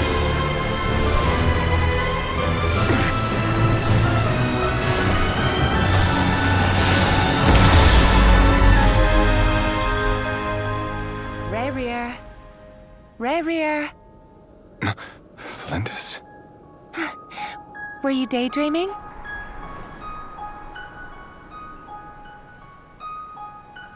You still remember, Reverie?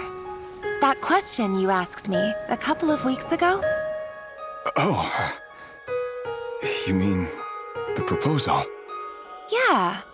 I'm wondering, where do you think would be a good place to discuss it? Maybe in the garden? Or were you thinking a fancy restaurant? It's your choice.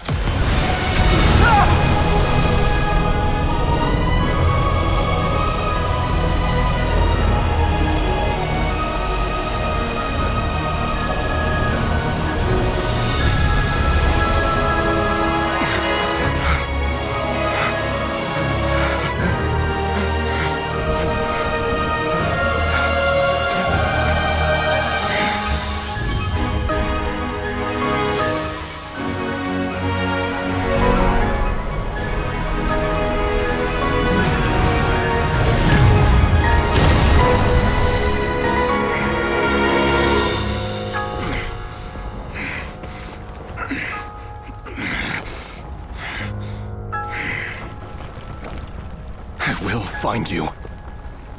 And then, you can give me your answer.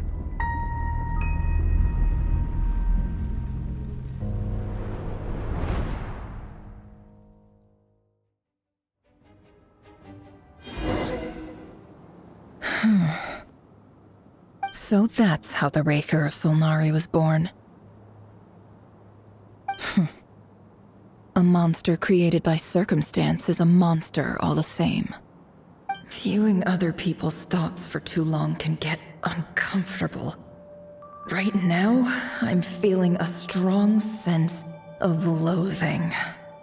In a nutshell, the story of Conria is what happens when the truth falls by the wayside.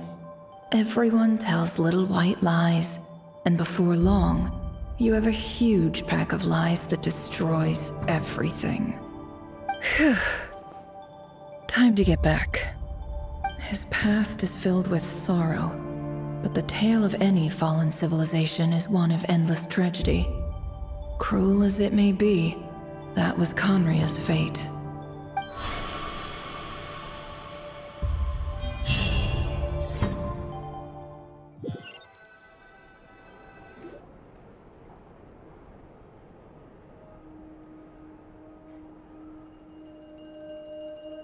Everyone, I'm back. Can I get a standing ovation? Never! How are you holding up? Feeling okay? She's fine. Boss is a pro. Yes, I'm fine. You will have seen the events of Rerir's life through my thoughts.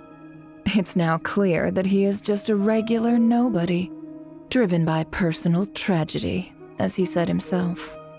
I mostly agree. There's only so much we can know about him from his memories alone, but they did give us a clear glimpse into his life in Conria. However, I would not consider Rerir to be a nobody. He was deeply involved in the events of that era. Yet, when the catastrophe of a generation strikes, nobody is safe. Sounds to me like you're speaking in riddles again. Is this you urging me not to abandon the people of Nodcry in their hour of need? That's not what I meant. Although I do hope you choose to remain a part of the plan. Without you, the mission ahead will be all but impossible. Then try to remember that I respond better to the carrot than the stick. And I don't appreciate being bossed around. Now, as for you, Missy, you were excellent. You stuck to the rules of the ceremony and kept your mouth shut the entire time. Bravo. Cool. So, can you fill me in on the deets now? Most of what I saw went right over my head. Patience. You'll hear the whole story, don't you worry. But let's meet up with the others first.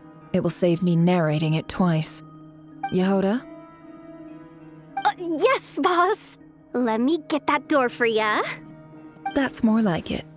For a moment there, I was worried you'd forgotten about the first clause of your employment contract. Forgive my curiosity, but what does the first clause say? It says I gotta do the annoying stuff that boss is too lazy to do for herself. Like opening the door, pouring the tea, yada yada. Is that right? If something is in the contract, it's because she willingly agreed to it. Rest assured that the Curatorium abides by the very strictest of labor policies. You don't seriously think I'm cruel enough to treat her like my slave? In any case, I've hardly shied away from my share of the work today. Hope I don't catch Flins and Varka lounging about in their chairs, enjoying a leisurely cup of tea. There's nothing I dislike more than other people enjoying themselves while I'm hard at work.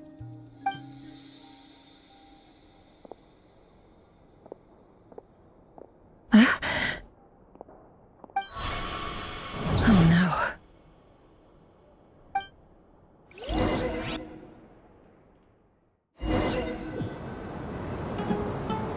Sorry to disturb you, but we seem to have run into some trouble. Evidently so. Don't worry, I'm not about to leave you to fend for yourselves. I'm not that kind of boss. And it would go against the Curatorium's labor policy. I'm sorry? What did you hear me say? I wasn't talking about labor policy. Wait. How long have I been standing here? Not long. You just appeared by the door a moment ago.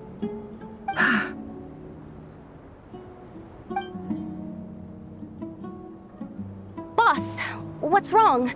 You look like you've seen a ghost. We've been tricked. We never left at all. Somehow I hallucinated that whole scene back inside the office. Hallucinated? But how? How indeed. This place should heed my will alone. All thoughts and actions that occur in here are just a result of pawns moving across the chessboard in a carefully calculated manner. And nobody has access to this chess set but me. So you control everything in here? More or less. But yes, it's a special technique of mine. Has anything like this ever happened before? Only once. It was the first time I used the chess set. Is there any similarity between what happened then and what's happening now? I suppose my thoughts are a little turbulent, which was also the case my first time. Is there anything I can do to help? The first clause of your contract clearly states that I only need your help with things that I'm too lazy to do myself. Meaning, you're not feeling lazy right now? Meaning, this is not something Yehoda can help with. The chess set is a personal treasure that I alone understand. I must be the one to find our way out of here. Boss, it's fine. Really. Let me do something useful. Oh, listen to you. Whatever would I do without you, Yehoda? What? Really? Yes, really. Where would I ever find another employee as obedient and servile as you? God forbid anything ever happens to you. Oh, okay. Well, anyway, I was thinking of fetching some water. There's gotta be a source around here somewhere. I suggest everyone finds someplace comfortable to take a rest. We gotta conserve our energy. Even though all this chess malarkey doesn't exist in a physical sense, mentally speaking, it's all real. And so is our tiredness and fatigue. You don't want to dismiss mental fatigue.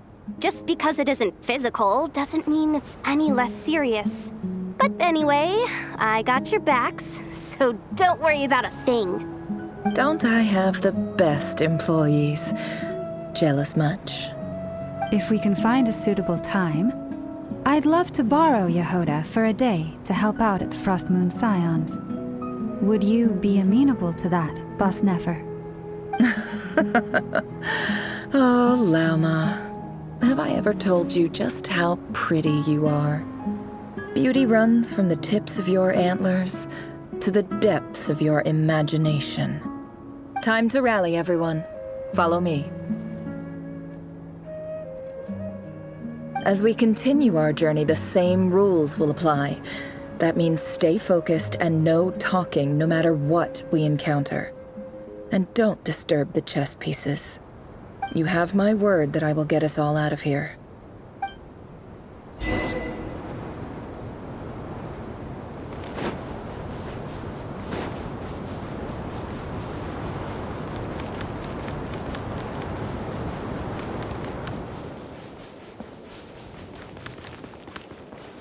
This place looks familiar.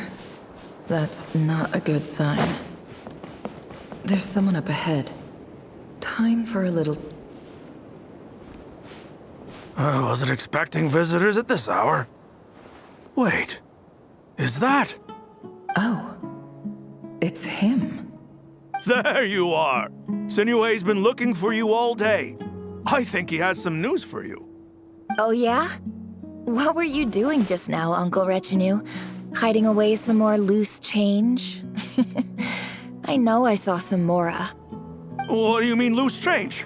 Oh, come on, I'm too old for this. Just pretend you saw nothing.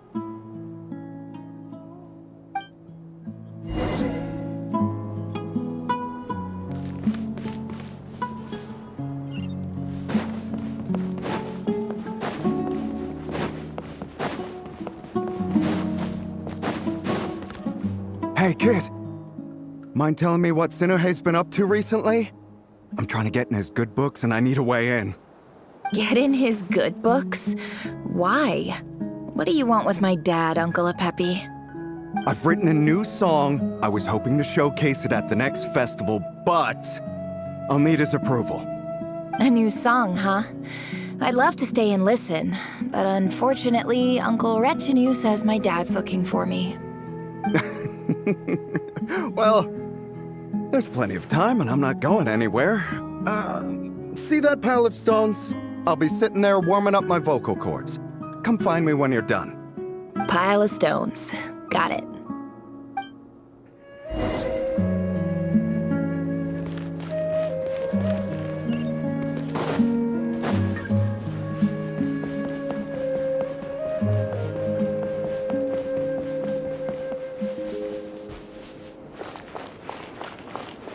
Hi, Dad.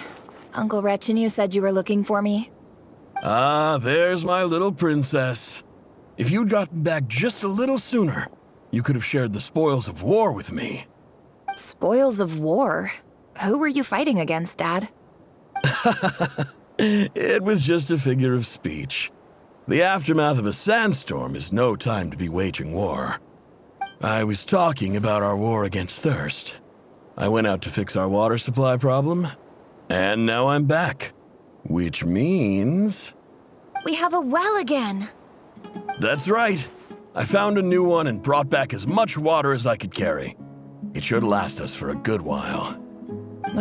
If it wasn't for these blasted sandstorms, our wells wouldn't be caving in. You wouldn't be spending all your time out searching for new water sources. As the chief of our tribe, I'm supposed to be leading us out of hardship and poverty, onto better things. You know how prosperous our ancestors were. I've told you all the stories. And look at us now, squeezed into these hovels. No one would choose this, if it wasn't for the endless wars over the years. But things are looking up. I started working with some folks from the academia a few months back. They gave me some contacts in return for my assistance in the desert. So you're the academia's helper now? Special ambassador, they call it. Think of it as a partnership. It's nothing bad, okay? We've been isolated here in the desert for too long. Seeking opportunities elsewhere is the best thing for us, and the fastest way to progress. So, do you get anything good out of being a special ambassador? Of course. My luck's improving all the time. One day, I swear I'm gonna lead us out of this place. We'll find somewhere new. Somewhere better.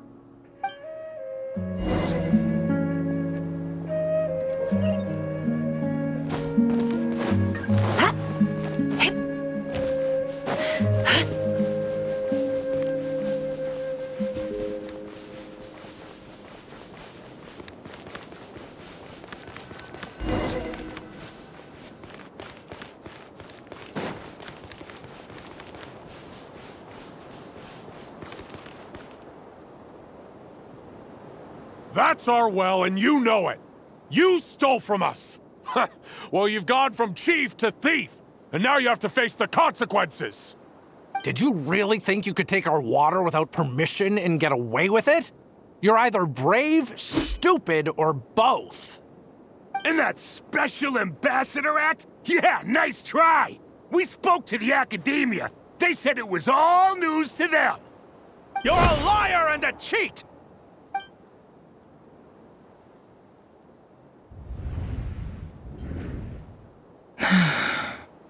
I heard Yehuda gasp, but I don't blame her. Most people are terrified by the sight of blood. Corpses strewn across the ground. The wounds are clearly from scimitars and daggers. The desert dwellers' weapons of choice. There's a handwritten note on the ground. Let's see what it says. Halil, this is Sinuhe, chief of the Shimti tribe. Surely you remember me. I was the one who helped you and your colleagues avoid the quicksand in the desert. This is my second time writing to you. I assume my last letter must have gotten lost in the mail, as I didn't receive a reply. I hope this one makes it to you safely. I'm writing to you because I need some help. That sandstorm the other day completely blocked up our well. forcing me to look for another water source in Iab and Unut territory. It was a matter of survival. Praise the gods. The well of the Iab tribe was intact. It was my last resort. I drew what water I could and left, but not without being spotted. I fear they will retaliate. You told me to write to you if I ever needed help. You said you'd be my ally in the academia. I urgently need you to formally recognize my title of Special Ambassador and send some of your people to assist me for a few days. It's the only way I can convince them that this was the academia's decision and prevent them from retaliating. This is an emergency. Please send help as soon as possible. Looks like this letter never got sent. The writer died a grisly death, and the letter was trampled into the ground. It's badly defaced. Some parts are barely legible. What a ridiculous lie the surviving Shimti tell. Their whole village was butchered over a sip of water.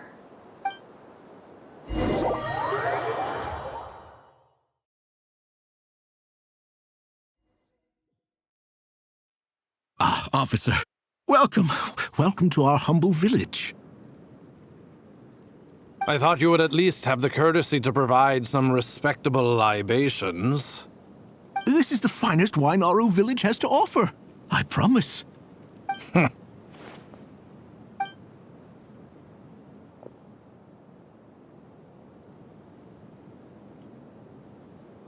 The Academia has agreed to reserve a single space for a candidate from your village.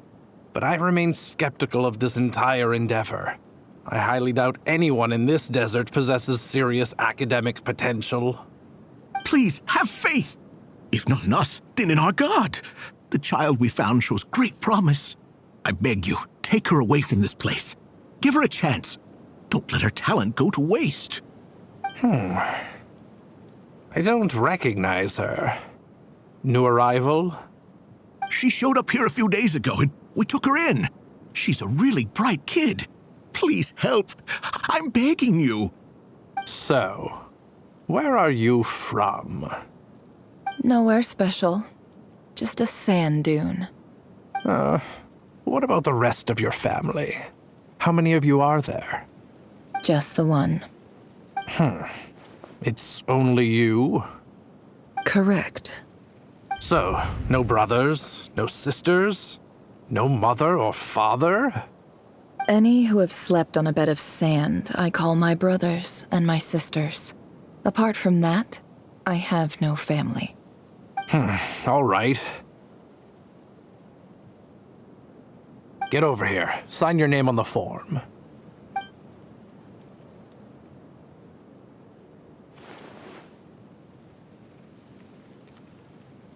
Never? You're rather fair-skinned for a desert dweller.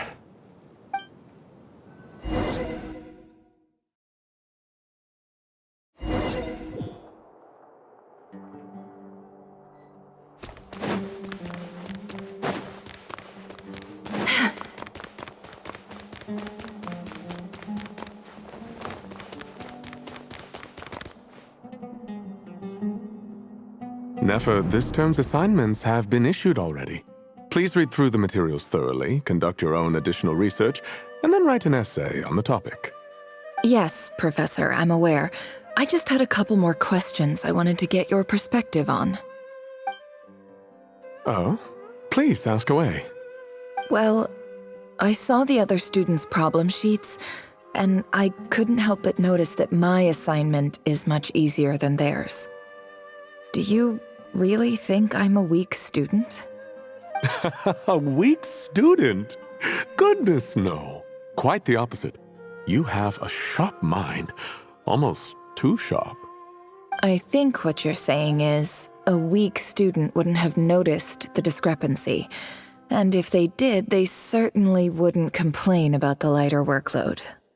You see, sharp as they come. You see things the way they are. And I'm sure you know why they're like that. Because of where I come from. Because I'm different. I'm sorry, Nefer. I don't like it any more than you do. It's just... Anyway, you said you had a couple of questions. What's the other one? I wanted to check. If someone sent me a letter to the academia, where do I go to collect it? Ah, your family wrote to you. Well, as long as they put your name on the envelope, someone should hand it right to you. Not exactly. It's not even a recent letter. I was just curious where the mail would end up if no one collects it. The House of Dana, I expect. I know there's a box for unclaimed mail somewhere in there, probably sitting on a shelf. Whatever you're looking for, that'd be the place to start. Okay, got it. Thank you, Professor. Oh, don't mention it. Honestly, I feel like I failed you. I'm supposed to be your teacher, but I haven't taught you anything. Hey, don't say that. You're a great teacher, and you do your best for all your students. But the rules are the rules. You're not allowed to teach students like me. It's not just the academia either. The whole world bends over backwards for the successful and leaves the losers to suffer and die. Oh, my dear child. Don't tell me you've given up on life already. I haven't. I just think that if you want to make it in this world, you have to find a way to become successful.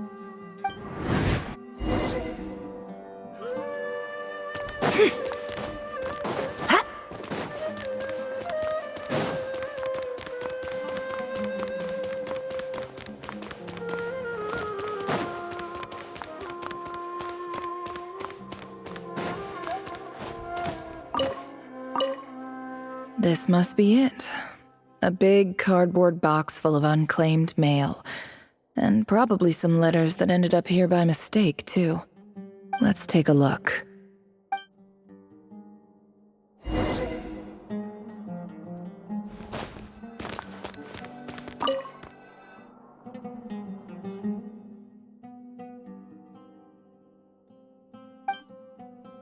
A dilapidation survey from Port Ormos. Looks like it's from a Core of 30 representative. What a strange thought. A bunch of mercs losing sleep over rundown buildings. This one was never even opened. I guess the recipient didn't care what the Core of 30 had to say about anything. Who was it addressed to? I don't recognize the name, but it must have been a Ksharawar professor.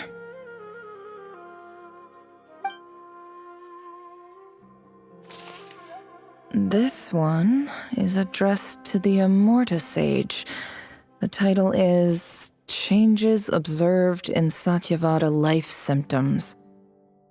Why do all these letters read like full-blown dissertations?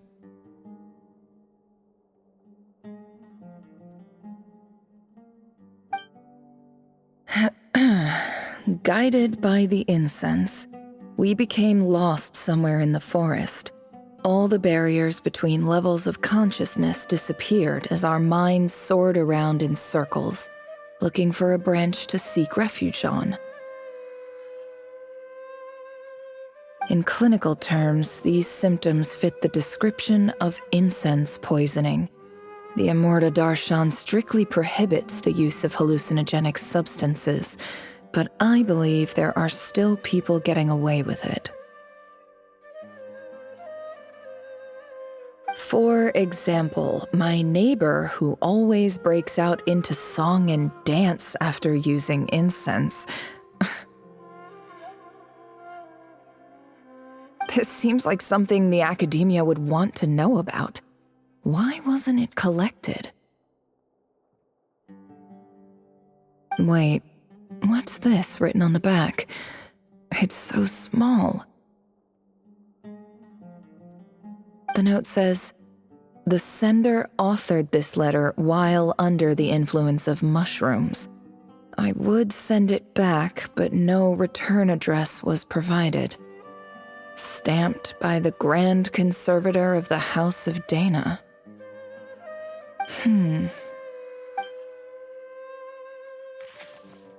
This next one is addressed to Grand Sage Azar? A few words of protest regarding recent changes in Sumeru's educational policy. In recent years, the academia has taken on a small number of students from the desert region, as per the policy to this effect. However, it appears to me that these students have not, in fact, been provided with educational opportunities that are, in any meaningful sense, equal to those enjoyed by their peers. As well as receiving dumbed-down assignments and perfunctory tutoring, they do not even have full access to the Akasha system. Education is the fundamental purpose of this institution, which should go without saying in a nation whose founding virtues are knowledge and wisdom. I ask you, is the lip service we pay to the policy of education for desert students truly the standard of pedagogy to which the academia aspires? As Grand Sage, policy decisions are your prerogative. But do not forget your roots. You and I were once students too, as was everyone else in this institution. I do hope you will give some serious attention to this matter. I encourage you to discuss issues like this with myself and others, and listen to some alternative opinions. Great letter. Shame it didn't get to where it needed to go. And the sender is... Huh? Sage Cyrus of Spontamod. I didn't realize anyone else even knew how bad students like me have it in this place. So this is where letters from the Sage of Spontamod end up? Nice one, Grand Sage. Really enlightened leadership. Whatever. This isn't what I came here for. Moving on. I'm not exactly holding out hope that a letter sent from the desert would even make it here. But if it did, where else would it end up if not in this box? I can't believe how much discarded mail there is.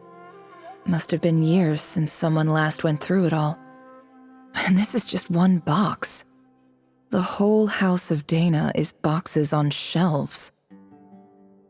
I don't believe for 1 second that any human being has sat down and read through all the documents in this place. Who has that much free time on their hands? Wait, could this be it?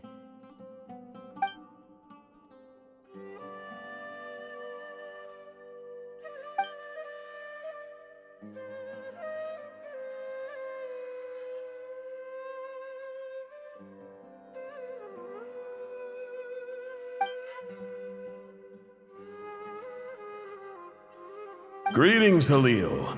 My name is Sinuhe, chief of the Shimti tribe. I was the one who came to you and your colleague's aid when you ran into trouble in the Great Red Sand. I don't know how well you remember it now, but I brought you to safety and gave you some water and other supplies. You seemed very pleased and told me your name. In my tribe, learning a person's true name is serious business, and I therefore see you all as friends. You were kind enough to leave your contact details, so we could stay in touch. The Shimti tribe lives a harsh, nomadic existence in the desert. You were sympathetic towards my plight, promising to make me a special ambassador of the academia and help us find a way to make a better living. This brings me to my reason for writing. Our tribe has fallen on particularly hard times, and I would like to ask for your assistance. There was a terrible sandstorm a few days ago, which blocked up the well in our land. To ensure my people's survival, I had no choice but to venture into Iyab and Unut territory in search of an alternate water source. the Eob and Unut are descended from the Thamudians. While we trace our ancestry to Tulatula, we worship the Lord of Flowers and have had relatively good relations with our fellow tribes up until now. I found a well belonging to the Eob tribe.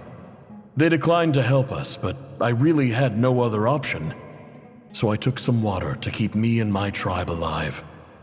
My actions are certain to incur their wrath. When we met, you assured me that you would be my ally in the academia. I would like to take you up on that offer, because I really need your help. I wonder if you could send an academia representative to meet with me. That aside, the last time you were here, you mentioned that the academia had started accepting students from the desert, and I told you a little about my daughter, Nefer. We have next to no resources here in the desert, and my power and influence are limited. Would you consider enrolling my daughter at the academia? She is a smart girl. I know she won't disappoint you. From the outset, the academia never took you seriously. Those things they promised were just empty words. I doubt they even remember the name Sinuhe. And you were so emphatic that your luck had finally changed for the better. You swore you'd lead us to a better place one day. You spoke with such conviction, like you were the most powerful chief in the whole desert. You liar. You lied about everything. You promised the world and delivered on none of it. And who fell for it? Just me, by the looks of it. Despite your best efforts. Which makes you a pathetic liar. You weren't even any good at it. I think I'll take over from here. Let me show you how it's done.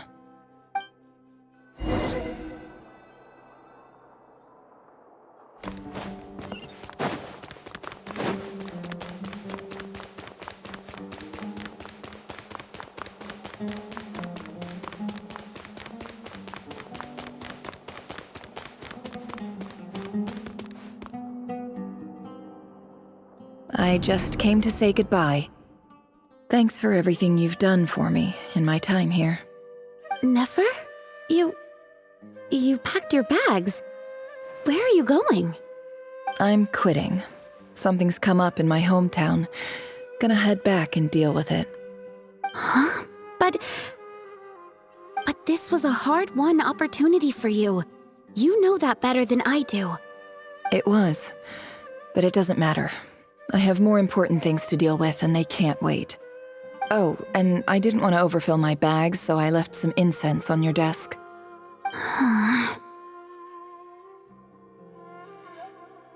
What's wrong? I thought you liked incense. Although, I did read somewhere in the House of Dana that it has hallucinogenic effects. Don't use it all at once, all right? Isn't this the stuff you brought from your hometown? You're just letting me have it? But you said it's a rare and valuable commodity. Yeah, about that. I lied.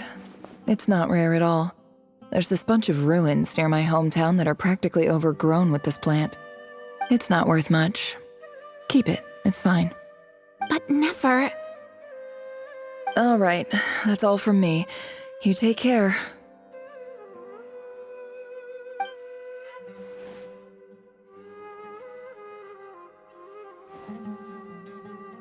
Don't forget me, okay? I mean, we're more than just classmates, right? We're friends. Yeah, I'll remember you. I lied again. That incense is worth a fortune, and it's a rare find even in those ruins. And as for remembering her, I have far too much to do when I get back. No time to reminisce. I'll be lucky if I even make it through this alive. But either way, I expect I'll forget you pretty quickly.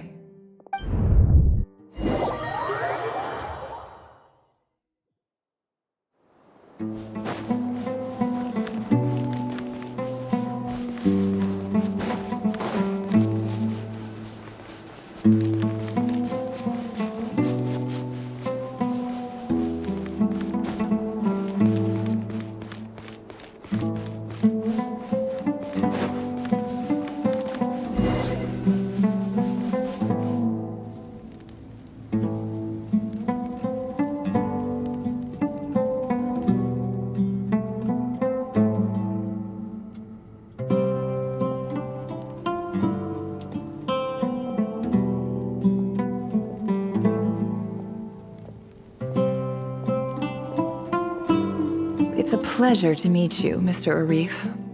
So, what does the Academia want?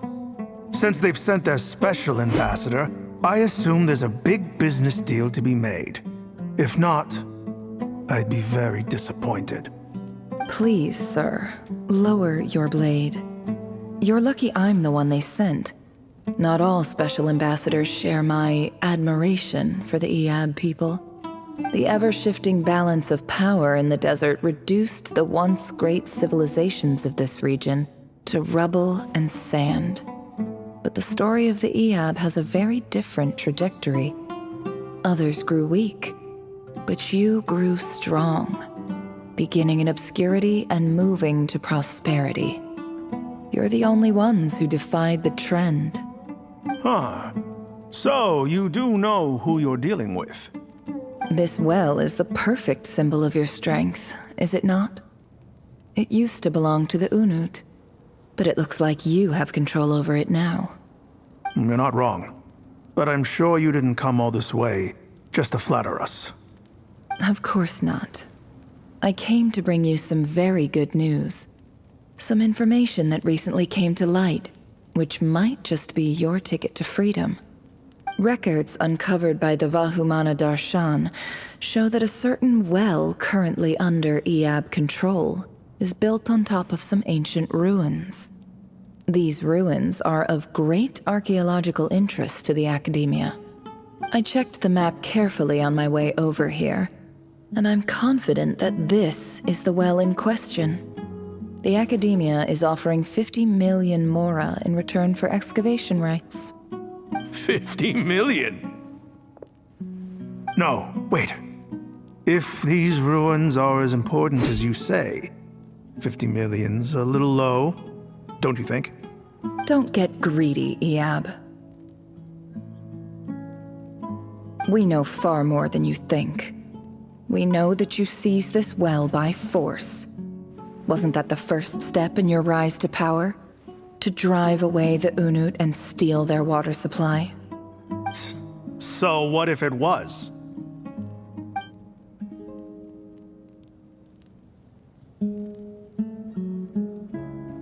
Don't worry. As unscrupulous as it was, it's something we're willing to overlook. The Academia is only interested in dealing with the de facto power holders in the region. I hope I am making myself clear. And I hope your words are the truth.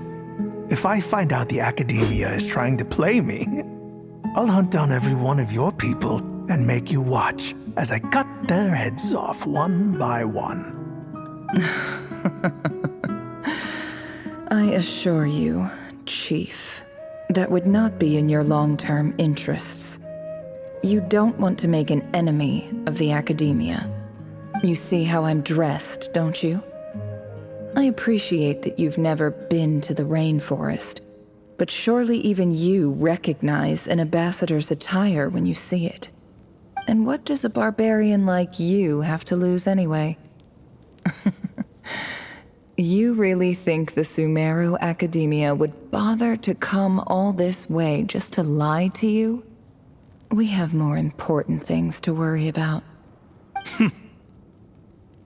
All right, I take your point. The Academia is the highest authority in the land. I'm sure you're trustworthy people. In that case, we have a deal. We will sell you the excavation rights. I'd like to thank you, Ambassador. This is good news indeed. Excellent news. In fact, it calls for a celebration. Would you do us the honor of staying a while and enjoying some Eab hospitality? Gladly.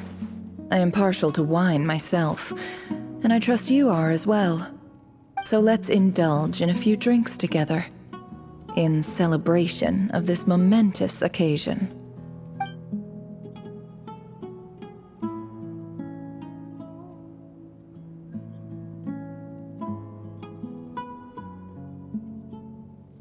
Chief!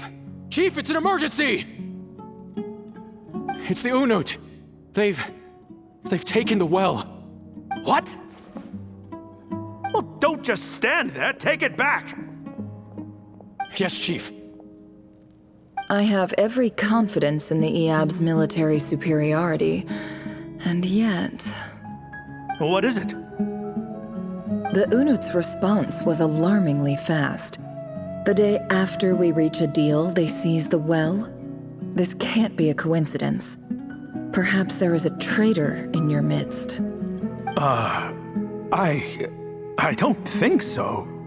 I am obliged to remind you, Chief, that the Academia will only deal with the de facto power holders. If you cannot regain control over the well, I'm afraid you won't see a single mora of that 50 million. No! Please, Ambassador, just give me some time. I swear the Unut will not get away with this. That well is ours, and so is the mora. Glad to hear it. I will wait here for an update. If there is a traitor, I will find them. In the meantime, make yourself at home. I'll report back as soon as I have an update. Much obliged. Wow. All it took was a few words and I've got him wrapped around my finger. What an amazing feeling. So, in summary, Ambassador, the Academia would rather negotiate with our tribe instead of the EAB, yes? The EAB are ruthless murderers who don't listen to reason. And now they have the gall to interfere in our research projects in the desert region. So let me ask you, Chief, if you were the Academia, what would you do? Kill them all, of course. Precisely. The Academia does not tolerate those who stand in our way. The EAB have held back our academic pursuits for too long, and our patience is wearing thin. At the same time, there is simply no way that the Academia can be seen to be intervening in desert affairs. I'm sure you understand where I'm coming from. We have our own rules out here. If the rainforest dwellers raised arms against a desert tribe, you'd start a bloody war. Right. We can't confront them ourselves, but we can support their enemies. The Unut have always had strained relations with the EAB, which makes you our natural allies. Natural allies. Weren't the EAB your allies once? You were quick to send them after us to protect your interests back when we stole that water. And now look at you. You're at each other's throats.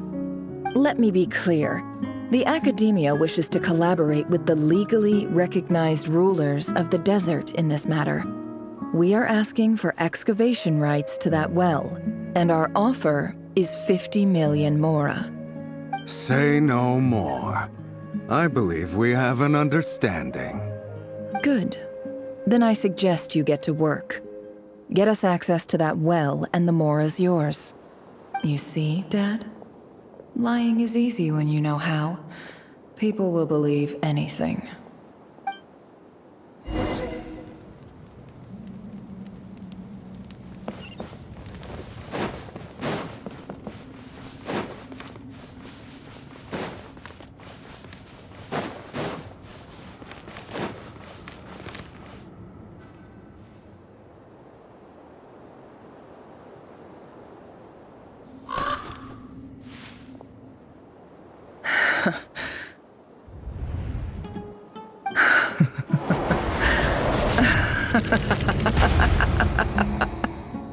Look at yourselves. You may be vile, savage monsters, but your butchered bodies bleed like any others. You're no different. You're nothing special at all.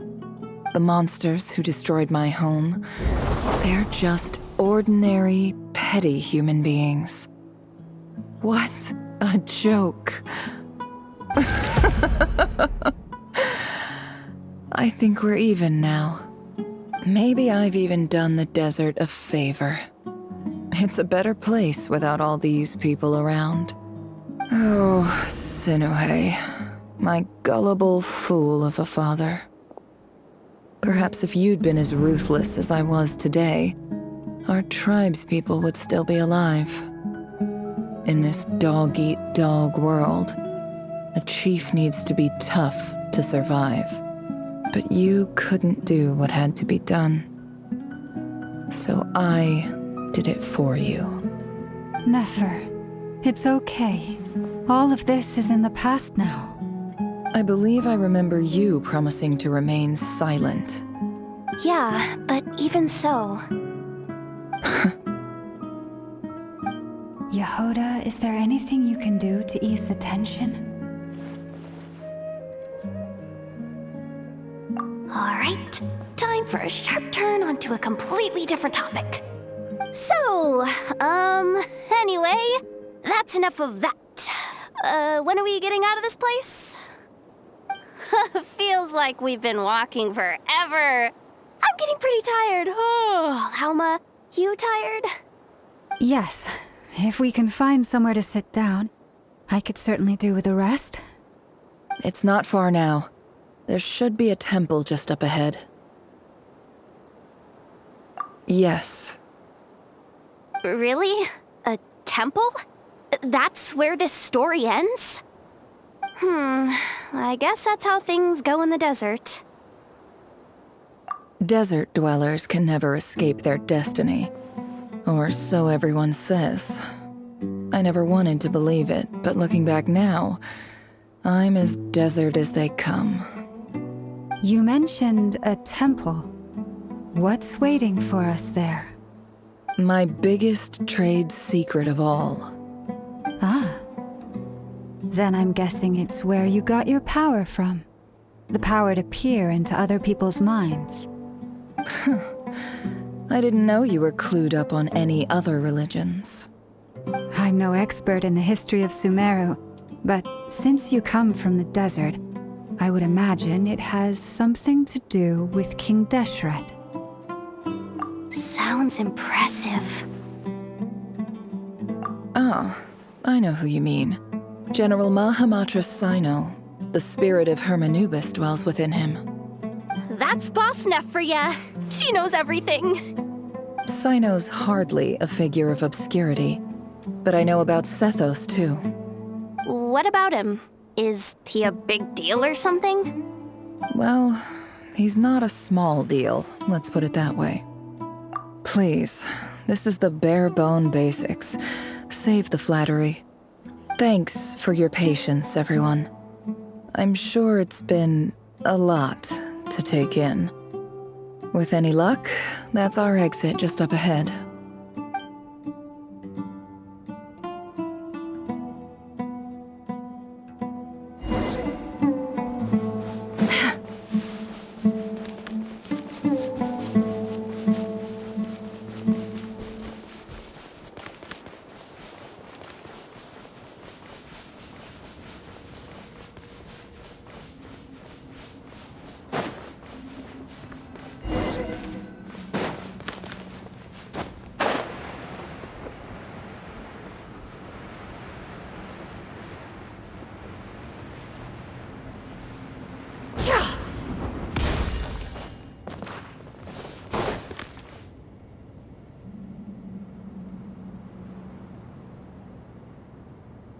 Uh-oh. Uh-oh. Uh-oh. I'm totally out of my depth here. I don't have anything to add about any of this stuff. Like, look at that statue, for instance. I want to do the whole name-dropping, this girl knows her stuff thing too, but I've never seen anything like it before. A statue with the head of a bird. That's Thoth, the Ibis King, one of the 7 pillars of King Deshret. The legends say that he, the Crocodile King, and the Goat King were the 3 retainers of King Deshret. Let's take a look.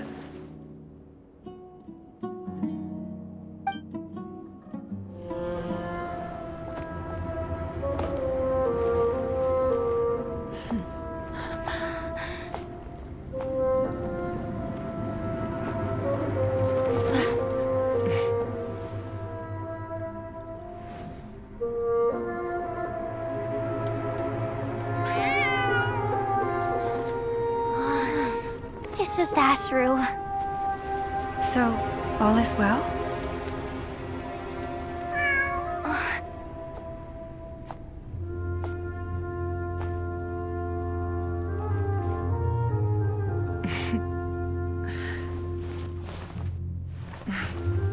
Typically speaking, at this point, the world disintegrates. Then we find ourselves back in the outside world. Besides, these are my memories. There's nothing to fear. You're sure? Of course. It's almost over.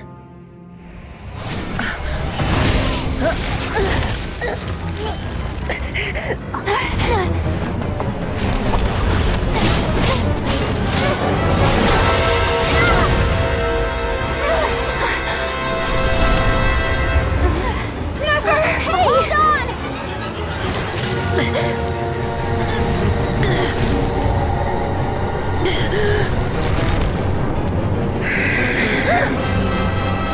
Knowing too much is always a death sentence. Speak for yourself.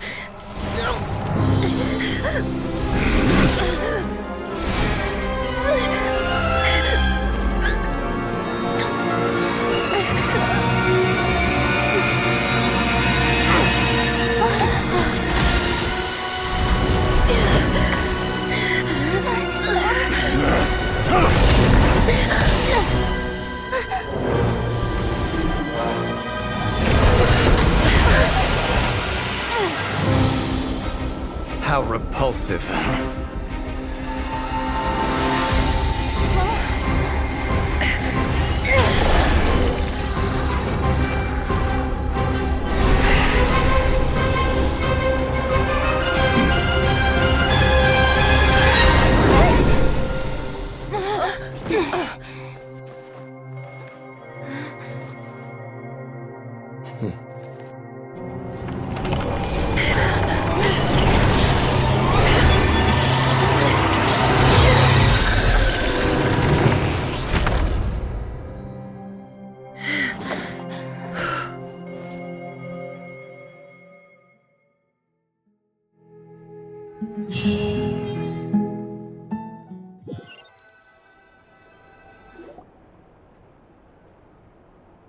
Timed that pretty well, didn't I?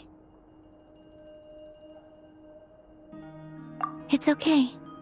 I'm just glad no one was hurt. Paimon noticed you doing something too, Dainsleif. Were you helping get them out? Of course.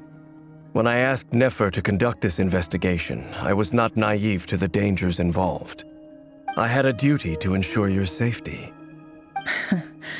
Good to know your sense of justice is still intact after all these years. I take that to mean that you saw the truth. That comes as a great relief. I certainly did. And thanks to your help, I also managed to trap Rerir inside the chess set. Whoa, really? How'd you manage that? Well, to be honest, I sensed that something was wrong long before we made it to the temple. By using this fragment to probe into Rerir's past, well, the monster formerly known as Rerir, it seems I alerted him. I was tracking him, then he caught on and started tracking me too. Can't say I'm surprised. But how did he track you through your thoughts alone? That shouldn't be possible. Rerir was a secret agent who reported directly to the Vinster King. He is an expert at finding a trail and hunting down his pursuers. No wonder. He infiltrated the chess set, read my thoughts, and built a new virtual chess set inside of it. That's why we weren't able to leave at first. Speaking of your chess set, it's quite a remarkable item. Would I be right in thinking you have some connection to King Deshret? You overestimate me. I only have a connection with one of his underlings, the Ibis King. You all saw how this came to be. A long time ago, the Eab massacred my tribe, the Shimti, in our home village. A few years later, I enrolled in the academia, where some new information came to light. The Unut and the Eab fought a bitter battle over the rights to a well, all for the sake of a non-existent 50 million Mora. The Eab ultimately won that confrontation, but their victory came at the cost of almost every warrior in the tribe. The final blow to the Eab came at the victory feast, when an Unut assassin beheaded their chief right before my eyes. The remaining Eab fled, and have been scattered to the winds ever since. Having gotten my revenge, I returned to my hometown, where to my surprise, the nearby temple was still standing. There it was, seemingly immune to the relentless hostility of the desert, while my tribal home lay in ruins. As I stood there gazing at the temple, I noticed a cat just outside. This cat, as it turned out, was home to the spirit of the Ibis King. He led me to a gate deep inside the temple, and there he made a deal with me. This chess set is my gift from the Ibis King. The chessboard within is made to the same specifications as the one in the mausoleum of King Deshret, and represents his power of piercing analysis. With this chessboard in its container, I gained a certain ability to perceive hidden secrets. Now, you could conclude that the Ibis King simply wanted to give the people of this world the power to seek the truth, but I don't believe that's the full story. Every god plays favorites. Their hearts are as fickle as any human's, full of secrets, perversions, egotistical tendencies. But precious few gods are willing to admit this. It is the same with all powerful forces, including fate itself. Their gaze falls preferentially upon a select few. As you rightly point out, this is an act of favoritism. If you're alluding to the Abyss, then yes, I agree. Gather the others. It's time to share everything I've learned.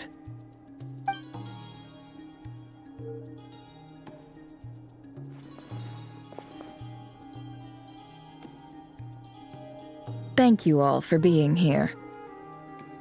As promised, I did some further investigating into the Raker of Solnari's background. I am pleased to report that the investigation has been most fruitful indeed. The Raker of Solnari, real name Rerir, was once a Conrian subject who served the Vinster King. I will now share the important details of his story. Please save any questions or comments for the end.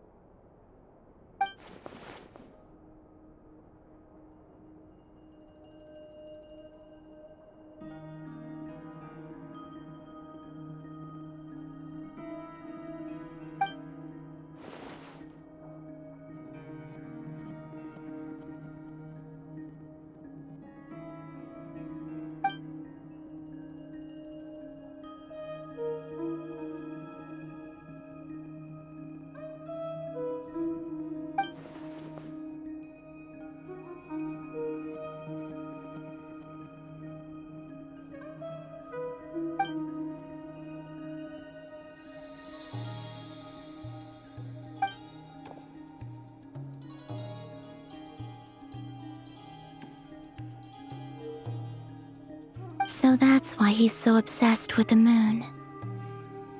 A tragic tale, to be sure. But it does not excuse his many transgressions. No matter how much Rerir suffered in the past, the fact remains that he is what we know today as the Wild Hunt, wreaking havoc upon innocent lives in Notcry. He becomes more dangerous with each passing day. If left unchecked, it is simply a matter of time before all of Tevat suffers the consequences. This is a threat that the Knights of Favonius cannot ignore. A question for Miss Columbina. Forgive me if this is presumptuous, but have you ever seen the spatial gateway that appeared in Rerir's memory? Never. But I have heard stories of something called the Moon Gate, and this seems to fit the description. Miss Lauma, any thoughts on this? In the lore of the Frost Moon Scions, the moon is believed to hold many secrets. Some sources speak of ancient knowledge, others of a gateway to the unknown. The term Moon Gate is one I have heard before, but as is the case with all of our legends, there are no records of any first-hand witnesses. We cannot know whether it truly exists. Then back to Miss Columbina. As a moon goddess yourself, do you have some idea of where the moon gate leads to? Not at this stage, sorry. I do hold the power of the frost moon, and my strength is recovering well. I can sense that the gate would open at my command, but... But there's more to the power of the frost moon than that? Yes. A moon goddess has the right to open the moon gate, since it is a path to the moon. But as Nefer mentioned, holding open a spatial gateway takes a huge amount of power. And right now, I need to conserve my energy to fight the Rahier of Solnari. I'm afraid this is one mystery we may have to leave unsolved for now. I agree. Better to save your strength. But if you'll humor me for a moment, I have a bold conjecture of my own regarding the world beyond the gateway. I highly suspect that neither Tholindis nor Rarir made it through unscathed. The evidence pointing to this is the fact that the Rahier of Solnari exists in the form of countless fragments. With the abyssal power he wields, no ordinary foe can touch him, let alone tear him to shreds.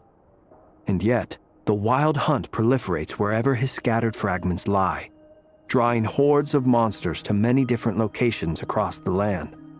So your theory is that Rarir was physically torn to shreds by some powerful force? Hence, why the wild hunt is a distributed phenomenon, rather than a unified one? Makes sense to me. Explains why the wild hunt is so pervasive, and why he's been trying to piece himself back together.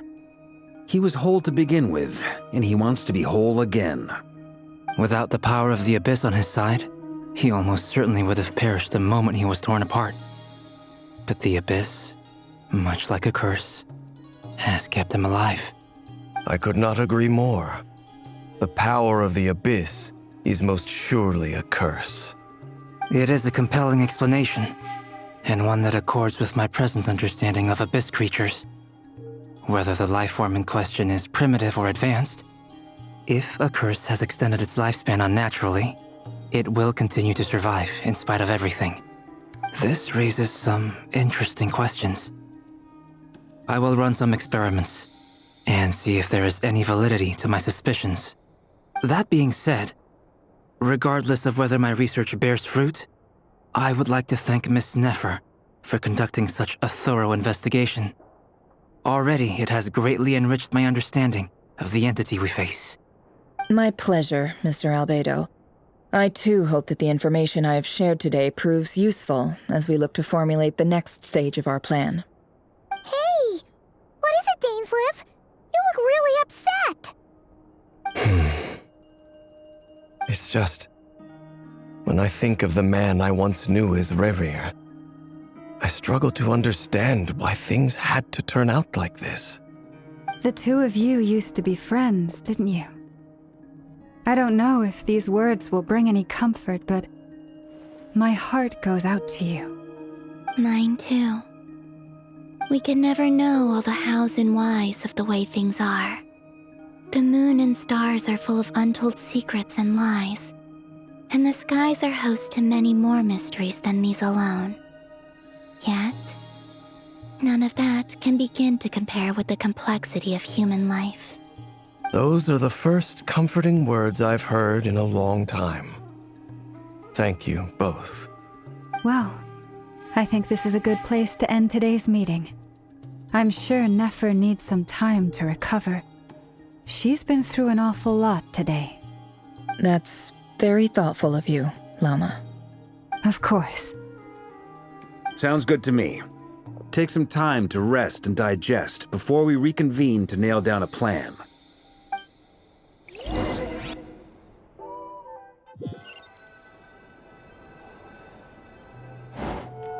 Hey, is this a bad time? Hope I didn't kill the conversation.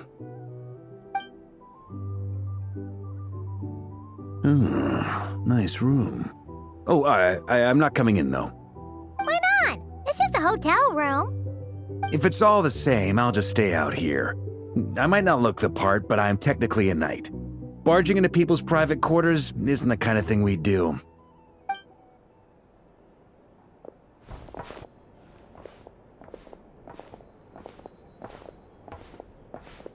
Anyway, Nefer went back to the curatorium to get some rest. But before she left, she shared some things with me that I thought you should be aware of. Firstly, although she managed to trap the Raker of Solnari inside her chess set, there's no guarantee that the power of the Ibis King is any match for one of the 5 sinners. Their powers are beyond our comprehension. It's only a matter of time before he finds a way to break out. We have to come up with a plan and take care of him before that happens. Honestly, Paimon figured that might be the case. So, how long have we got? Well, I asked her that same question. She talked for a long time, but for the most part, it seemed like she was trying to convince me how precious her chess set is. What a long and storied history it has. It felt like some kind of sales pitch, you know? The kind where you end up handing over Mora against your will. Anyway, after all that, she finally answered the question. 2 days, at most. 2 days? Holy moly! Can we even recruit enough help in that time? That remains to be seen. Which brings me to the second issue. Dainsleif is obviously conflicted about this whole thing. But given how little time we have, there's no way we can pull this off without his help. You have some history with him, right? Do you think maybe you could talk to him for us? Great. I appreciate it. All right, on to item 3. So, Albedo, Durin, and I put our heads together and came up with a plan. Can't promise it's gonna work yet, but at least it's a start. We figured we'd bounce the idea off you first. We'll explore it further once everyone's recovered. Oh, Paimon's dying to hear this. All right, so here's what we're thinking.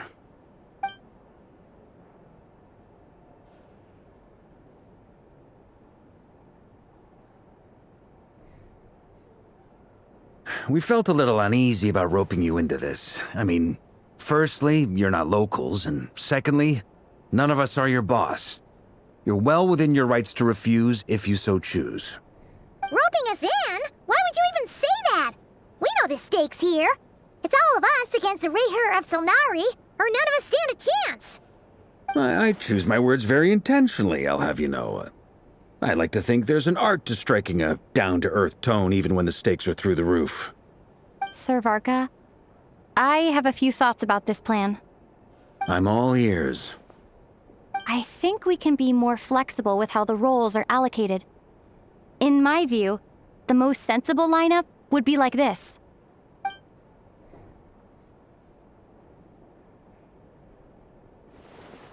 I see your point, yeah. But if that's how we're going to approach this, you'd better make sure you're ready. To be clear, I don't doubt your abilities. Far from it. I just want to make sure. Are you really willing to take all this on? I want to do everything within my power. The Raher of Solnari is a truly fearsome opponent, and if I do my part, it'll greatly reduce the risk for everyone else involved. Well, that tracks with what I've heard. Jean's mentioned in her letters that you're so diligent it's almost abnormal. As in, most people weigh up the risks and rewards in situations like this. But you seem to just march towards danger without a moment's hesitation. Of course, everyone appreciates a fearless pioneer. But all that aside, I'm the Grand Master of the Knights of Favonius, and you're our honorary knight. I want to make sure your courage doesn't come at the expense of your safety. Thank you, Sir Varka. I should be the one thanking you. It means a lot to have you on board. I'll give some serious thought to your suggestions.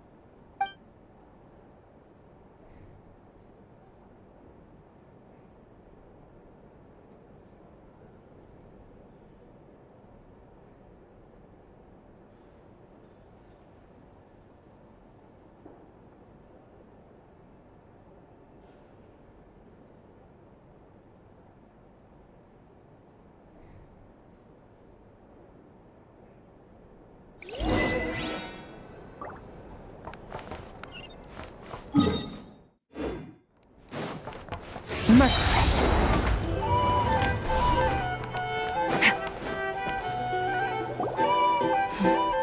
This is a thorough plan, but I do have one last question before we take action. How can we be sure that our enemy won't leave the designated area? Great question. Albedo's been hard at work analyzing Rerir and the Wild Hunt's behavioral patterns. His conclusions are as follows. Firstly, from the earliest known confrontation until now, Rerir has never displayed any ability to manipulate the dimension of space. So it's unlikely he has any power in that domain. Secondly, he seems to have a particularly strong vendetta against our group. If we put him in a fight-or-flight situation, he'll choose to fight every time. Thirdly, finally, and most importantly, he is consumed by hatred, both for the moon and for his enemies. Turns out, we tick both of those boxes. We have a reincarnated moon in our ranks, and a spy who accessed his private memories without permission. He'll be baying for blood, not looking to escape. As someone who's had their fair share of interactions with the Wild Hunt, those all seem like valid observations to me. Understood. Then I will defer to the verdict of the group. Well, everyone, that's the plan in full detail. Albedo and Durin are carrying out their part as we speak. Plan approved. Scheduling. Okay, any firepower you need, I got you covered. Let's light this baby up. The Frost Moon Scions are behind you as well. And the rest of you?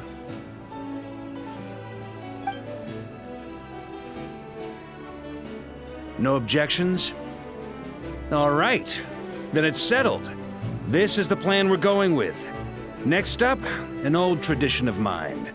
Anyone who wants to back out, now's your chance. Wait, we can still back out of this? Everyone says things they regret, right? I don't want anyone feeling trapped because their mouth said yes before their brain had time to think things through. A very people-first approach. I hear that's common practice in the Knights of Favonius. Heh. Who'd you hear it from? D-Luke? Shh. We don't use people's real names at work. This contact will be known only as Owl, please and thank you. This plan can only work if everyone does their part. Flins and I will absolutely support it. We shall indeed. You'll be glad you accepted our help. Also, you are the last person I expected to see here, Miss Dory. It's not often I get called Dory in a work context. My peers usually call me Lord Sangamape. So, the longer your name, the higher your net worth. Is that the idea here? In that case, Mr. Flint's here must be worth a fortune. That's right, I know your full name. It's... The walls are thin here. I'd appreciate you keeping that a secret. Okay, fine. I'm actually only here as a favor for someone else.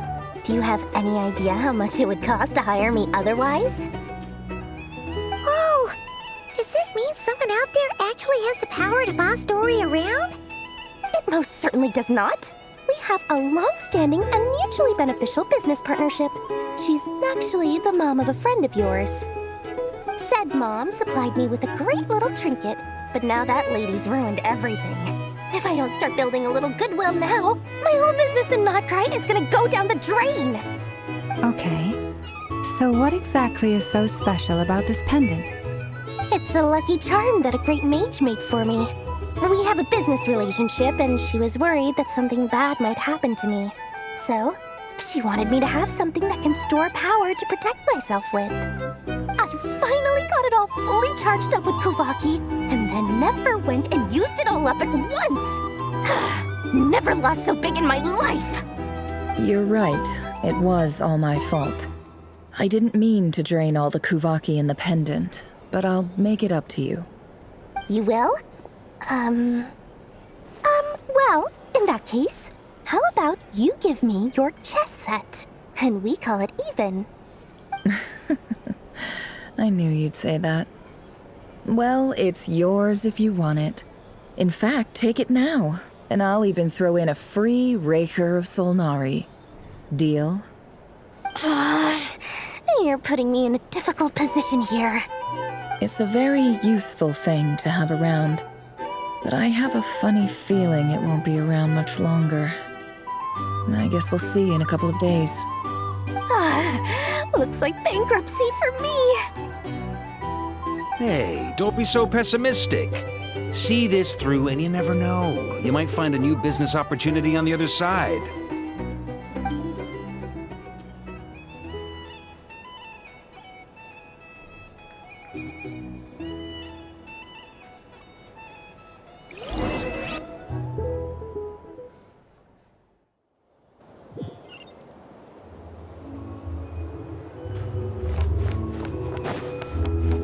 Merciless.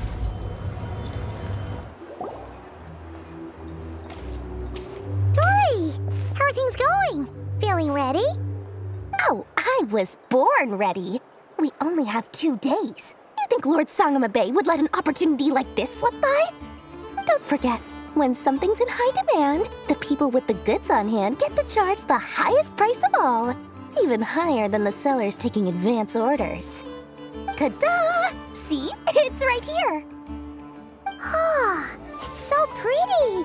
Did you make it? No, I have a supplier. We go way back, so he made me a very attractive offer. Aha! No wonder you were talking about Lucky Charms at the meeting. You've been getting Kaveh to make them for you. That's not the full story. It actually started a while back as a project between me and the Dendro Archon. Mage Alice once warned me that this world won't stay safe forever. There may come a day when everyone faces a great crisis. I passed this on to the Dendro Archon, and she secretly brought together a research team made up of Sumeru's top scholars to invent a technology that could keep people safe. I won't go into the details because it's all very complicated, but if you want to know more, you can ask the Dendro Archon about it sometime. Anyway, point being, it was the Dendro Archon who asked Kaveh to build this little contraption. As one of the top Kashara War talents, he was the obvious choice. Took him long enough. He stressed over it for ages. Must have gone through at least a dozen designs before producing a final product. But that's Kaveh for you. Marak delivered it to me a couple of days ago, along with a letter from Kaveh. Could I ask why I'm sending this technology to you? What's your proposed use case? Has it been approved by the relevant authorities? So nosy. My fault for sending him the research permit to begin with. Surely Nahida must have told him you were involved in this project. He was probably just nervous because you're always so secretive about your business. Could be. Anyway, I just replied, let's hope there never has to be a use case, because it would involve grave danger. Fair enough. But it sounds like he was just being cautious. He probably felt responsible as the one who made it. Or maybe he was asking as a favor for his housemate. He's done that before. Not sure why, though. His housemate doesn't seem to really care that much about this kind of stuff. Either way, all's well that ends well. I'm just glad to finally have my hands on the product. I wouldn't want to be without it, given the potential dangers that lie ahead. Huh? What does that look mean? Paimon's just super surprised. This must be the first time we've ever seen you actually get serious about something.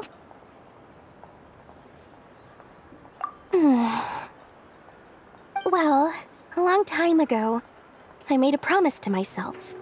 I promised that I was gonna live every day of my life with a big beaming smile. Obviously, Mora plays a big part in that. But there are always gonna be times in life when you have to give something back. That could mean paying back a debt, returning a favor, or showing some kindness. Alice has been a huge help to me over the years. She was the first investor I ever had. And I want my investors to know that Lord Sangamabe is the best in the business. And more than that, no one knows what the future will bring. Whatever happens, I want to make sure the Dendro Archon and all of Sumeru is prepared to face whatever comes. Oh, that? I was just making sure Nefer and I are square. Don't be thinking it was some sort of benevolent act. I'm no saint, so don't treat me like something I'm not. My priority is doing the business that I want to do. So long as my conscience lets me, but it usually does. That's the Lord Sangama Bay business model. All right, if you say so. I do say so, and that's the whole point. I'm a businesswoman. Don't go trying to figure out what kind of person I am. You'll exhaust yourself. Much easier for everyone involved if you just take my word for it. Oh, and could you two help me get this stuff where it needs to be? Thanks so much. You're my favorite assistants.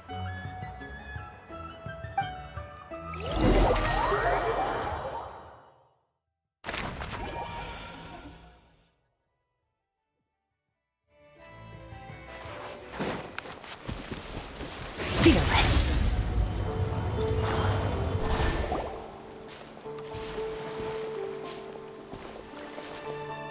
Traveler, Paimon, it's good to see you. Everything going smoothly over here? Sort of. As you're probably aware, Varka, Durin, and I captured some abyssal creatures from the Wild Hunt. Per the plan, we dissected and analyzed some samples of these creatures. The process went very smoothly. The findings, however, come with some troubling implications. What? You can actually dissect the Wild Hunt? That depends on your definition of Wild Hunt and dissection. Harmless, lifeless. These words are accurate descriptions. The Wild Hunt is an interesting phenomenon. In and of itself, it doesn't seem to possess anything akin to a human personality. But taken as a collective, the medium through which the Wild Hunt is summoned does appear to have a soul. Master griped a lot about the wise Horoptetyr, and seemed somewhat fascinated with the Faustsert Elegy. But she barely mentioned Rerir at all. I don't think that was because of his lower social standing, though. Anyway, it's a pity. I should like to hear her thoughts on the nature of the lifeform he has become today. It's a strange mix. The furious energy of an abyssal being channeled through a fractured physical existence. A consequence of being torn apart by an unknown power. Perhaps the only explanation for his survival in this state is that he sacrificed a degree of individuality in exchange for a continued existence. Oh, sorry. Once I get talking about interesting research, I have a tendency to go on indefinitely. Back to our research findings. Essentially, they confirm my hypothesis. Rerir's corpse is completely contaminated by the Abyss, and the effects are irreversible. You could think of this as Rerir in mutated form. But in my view, even that would be inaccurate. In reality, his whole being has been consumed by the Abyss. In other words, he is now nothing more than a manifestation of abyssal power. Unfortunately, at present, we have no means of completely eradicating abyssal power. Hence, we cannot fundamentally destroy the Rehir of Solnari either. Oh, that's terrible news! So, that's it? We can't defeat him? Not even if we get the power of the Three Moons? Miss Columbina's situation is a difficult one. She can never achieve wholeness when the world does not accept her presence. It's as if her creator banished her to a place she can never be accepted. It means she spends most of her energy just on her own survival. Given the circumstances, it's only natural to despair. But we must see this plan through to the end. Time to kick off the backup plan. Oh, Paimon almost forgot! This is for you. Dory asked us to bring it. Ah, how wonderful. Well, thank you for making the trip. Durin and I will be heading off shortly. I'm sorry I won't be there to protect you in person this time. Please be careful. All right then. Stay safe.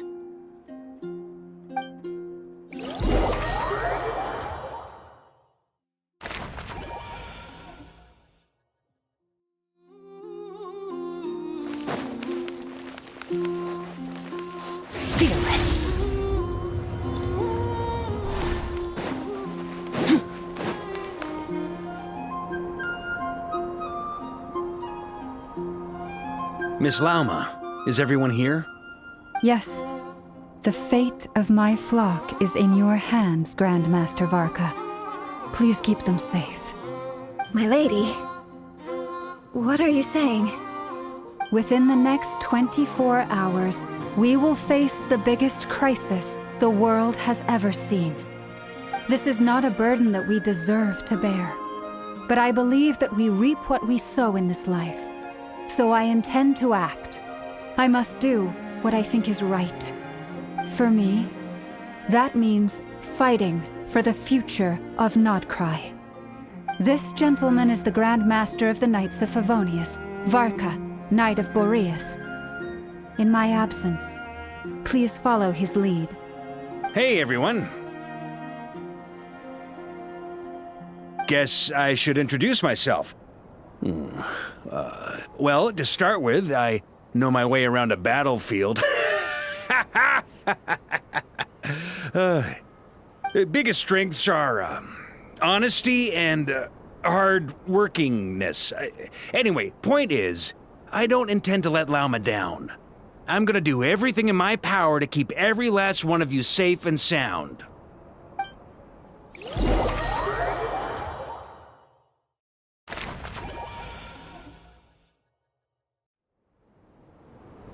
Merciless.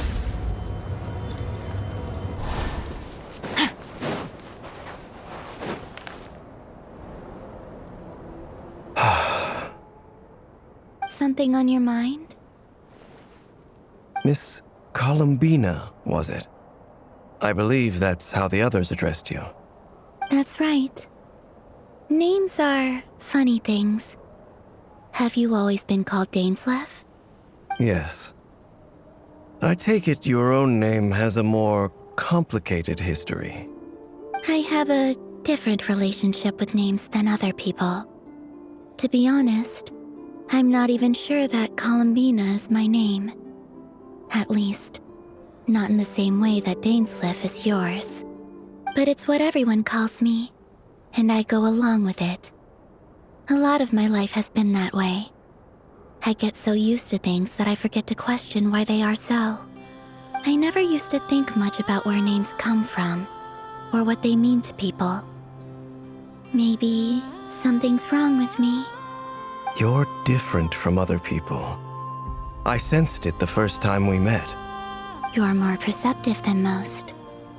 I'm sure your long life and rich range of experience explains that. Do you ever find yourself missing Conria, Mr. Dainsleif?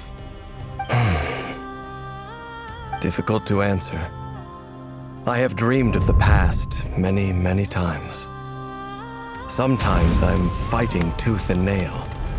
Other times I'm lying on the ground, defeated. I don't recall any happy moments from that time. It has been too long. Is that because hatred survives longer than love and affection? That would not be for me to say. I make no excuses for the grudges I bear. But whatever the reason, I remember little that was beautiful or sentimental. Thank you for your help with the Rerir situation. Without your efforts, I never could have learned the hidden truth of his story. You're welcome. I know he's your friend. Friend? He betrayed me. And I never really understood what he was going through in life. Some friendship, that is. Okay. So, do you plan to fight him with us? You see, you're torn. Now you know what really happened. You see the things he's done in a new light. I need some time. Of course. I completely understand. Anyone else in your position would feel conflicted too. Actually, I went through something similar myself recently. Something happened that changed my perspective on a situation. A situation I took for granted at the time, but now I feel very grateful for it. You mean the Harbingers who still support you, even though you've left the Fatui? Yes. I always first thought they were only helping me because harbingers are forced to work together. But then I abandoned them. A warrant was even put out for my arrest. And even now, they still support me. Which means I was wrong about them all along. Clearly, they view you as a friend. I feel a little guilty now. I regret not seeing her help for what it was, and not treasuring it. I see the guilt that you're feeling now, because I feel it too. Hopefully, talking about it will do us both some good. Have you noticed that the Traveler and Paimon are over there? I think they've been listening. Huh. Shall we say hello? Sure. Hello. Ah! They caught us!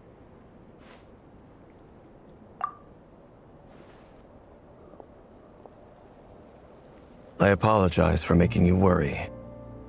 No doubt you wish to know where I stand on the plan to take down the Rächer of Solnari.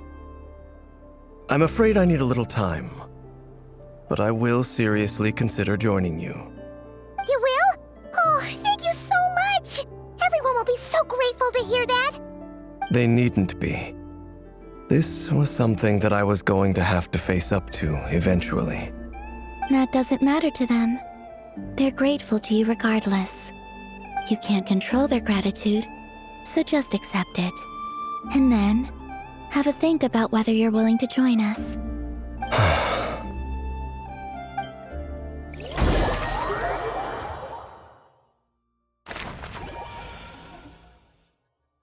It's nearly showtime! Let's go rendezvous with the others. You know the place.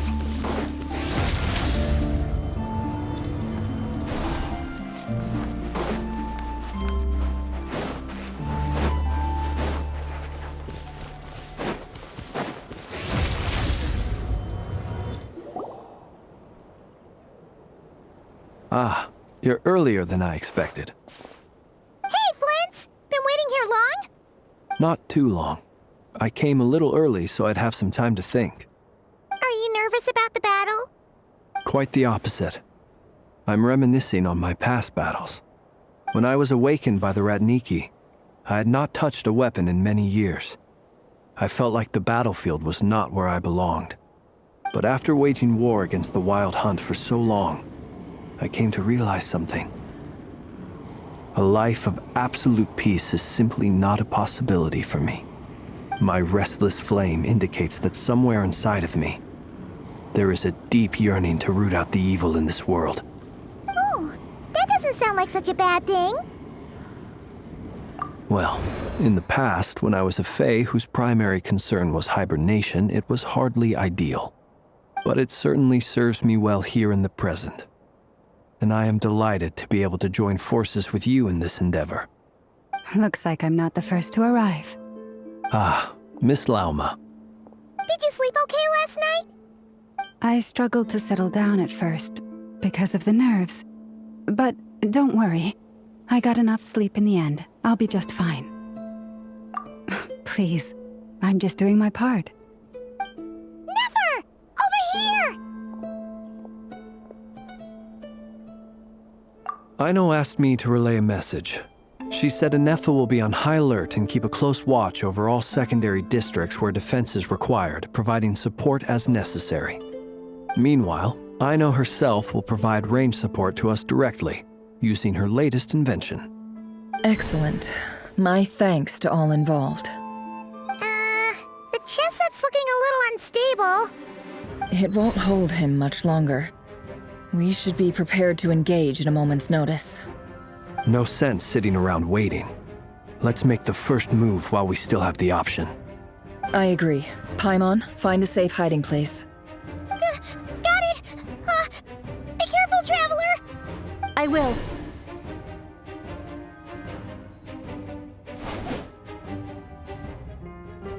Everyone, take your positions as soon as the battle starts.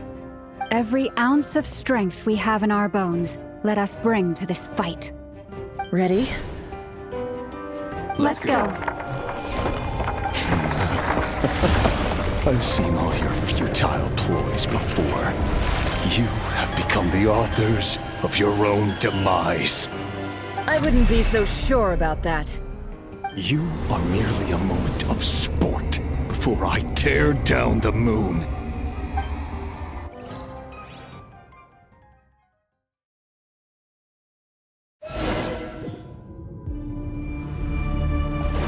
Stay on Moonlight betrays you. Yep, you too.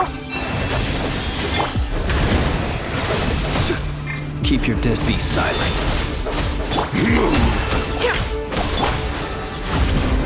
The moonlight betrays you. Can't hide the truth. Hunt him down. The deception ends here. Leave. Futile. For the everlasting forest. Close your eyes. Let me help you guys. Moonlight betrays you. No more lies. Can't hide the truth. Forest, protect us. By the frost moon of hope. Be silent. Close your eyes. Night falls. Be silent. Fear the dark. No more lies. Seek within. Can't hide the truth. The moonlight. Hunt him down. Observe. Be silent. To dust. Futile. Are you quite finished? With one heart, we pray. It all adds up. Can't hide the truth. Moonlight. Close your eyes. Betrays you.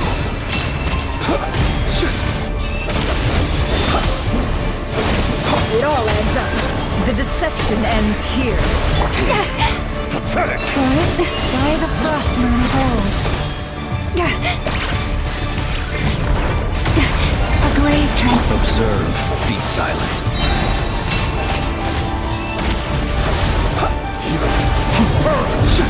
It began with the moon, and so shall it end. The moon will protect you.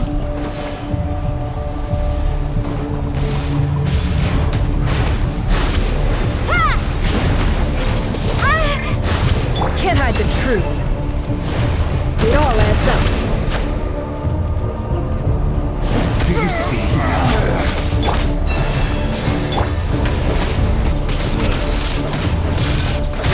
On here. When will it be as you foretold?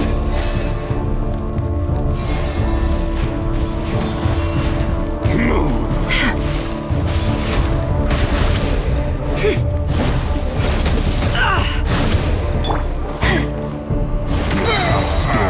Welcome here. Mystery unravels. Close your eyes. Beware the creatures of the night.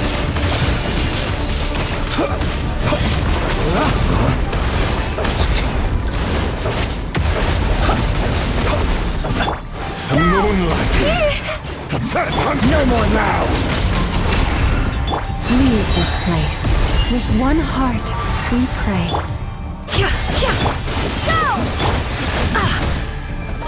Can't hide the truth. Observe. Steady now. To dust. No more lies. Hunt him Seek within. You poor The lost lamb. moonlight betrays you.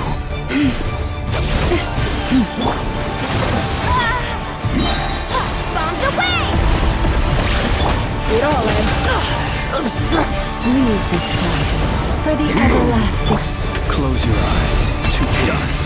Pathetic. Observe. Can't hide the truth. The moonlight is all futile. Hunt him down. Stay your hand.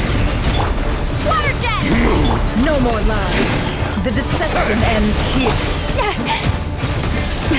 A grave leave this place. With one heart. Be silent. Observe. Fear the dark. Close your eyes.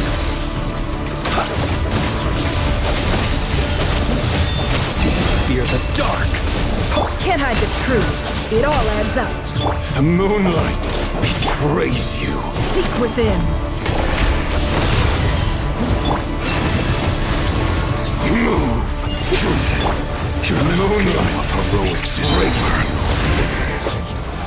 Who wants to go first?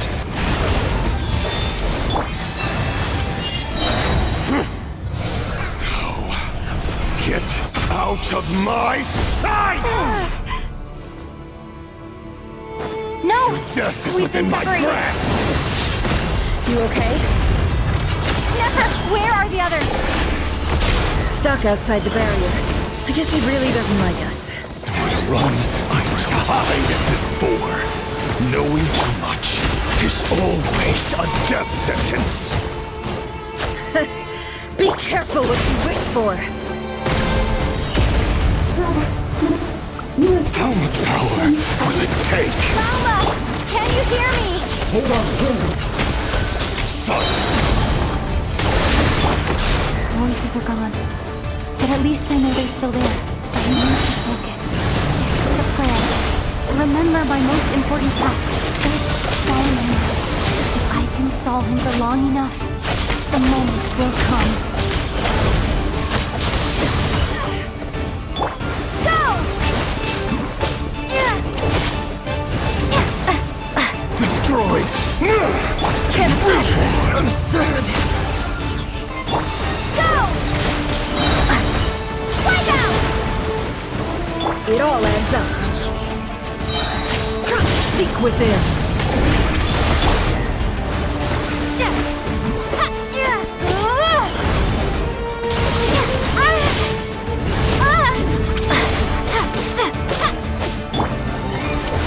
Can't hide the truth. No more lies. The mystery unravels. I saw this coming.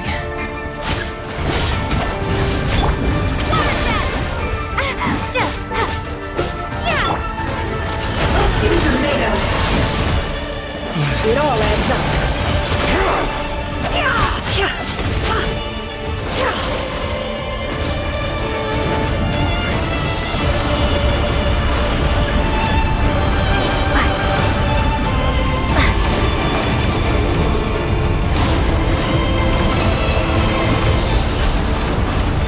I've got this.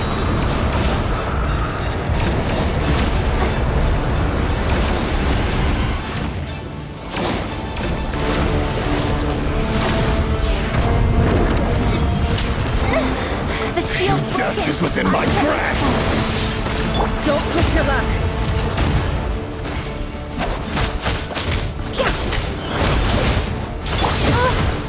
Destroyed! And reborn!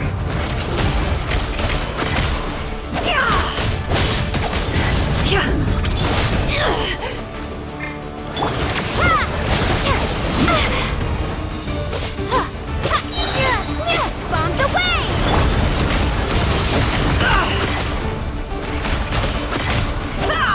No more lies. Destroyed! And reborn!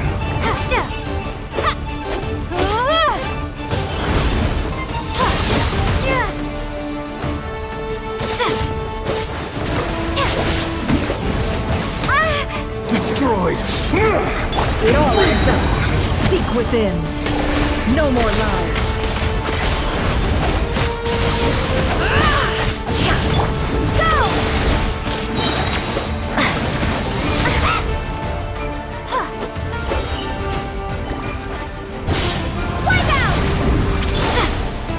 Run, nowhere to hide!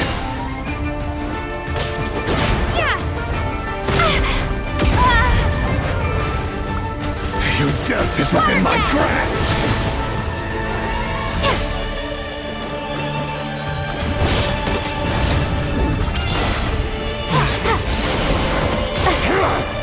Can't hide the truth.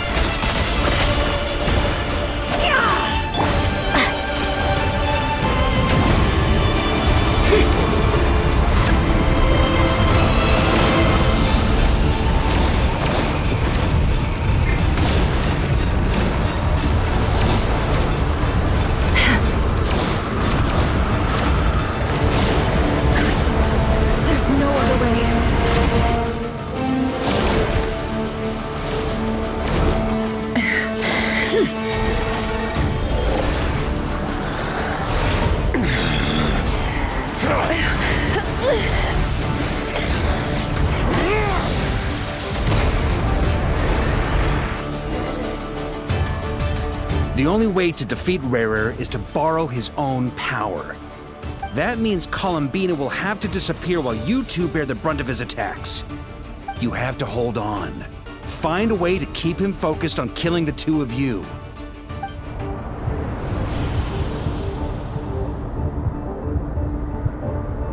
Never!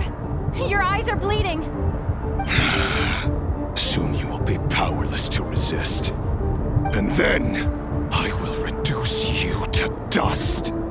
But that dust will plague your memories. Come on, keep holding on.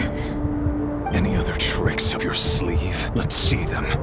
As entertaining as they are. You've backed yourself into a corner. You don't fool me. I see your fear clear as day. I have to stoke his rage. Make him unleash everything. You fear what you could never defeat. You fear the thought of never being able to save your beloved. You cannot win the fight against fate, Rarir. Is that what you think? Well, now it's your turn to feel afraid!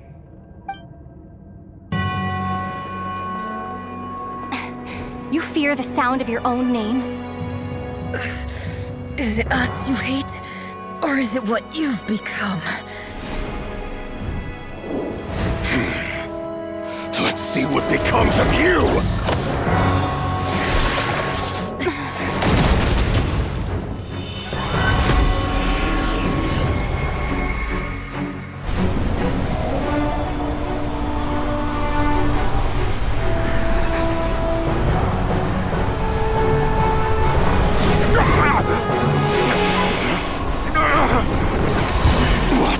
Happening? That power. I've seen it before.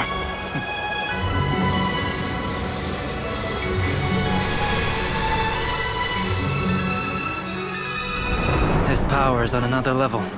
We'll need to use an alchemical array to convert his power into a usable form. Then quickly channel it into Columbina, rendering her powerful enough to compete with him. I'll join you. I can help. If I release enough abyssal energy into a confined space, it'll create a potential difference, allowing us to extract a huge amount of elemental energy. Next, I'll synchronize with everyone's minds using Pyro, then give you temporary access to their abilities and fields of view. But it won't last long. Can you see? Well enough.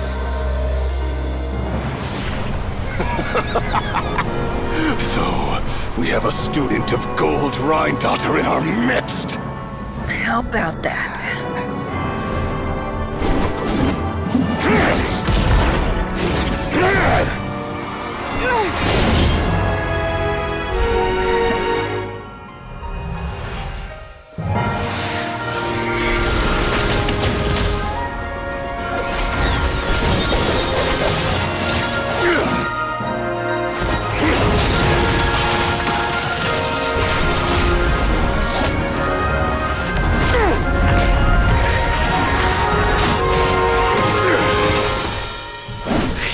My own power against me?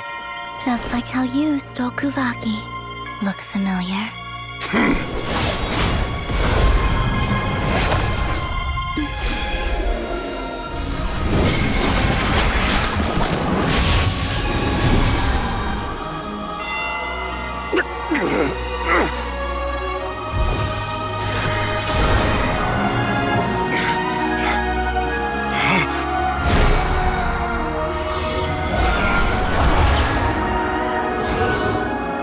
Don't you realize?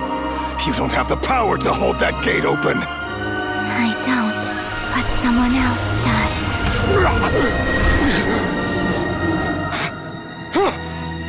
Goodbye, Rarir.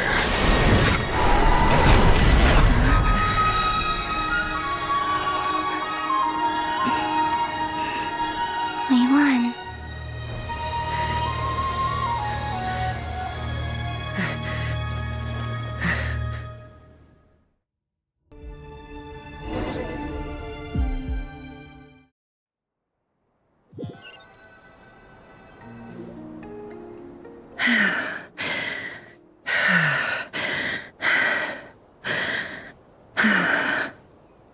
Nefer, how are your eyes?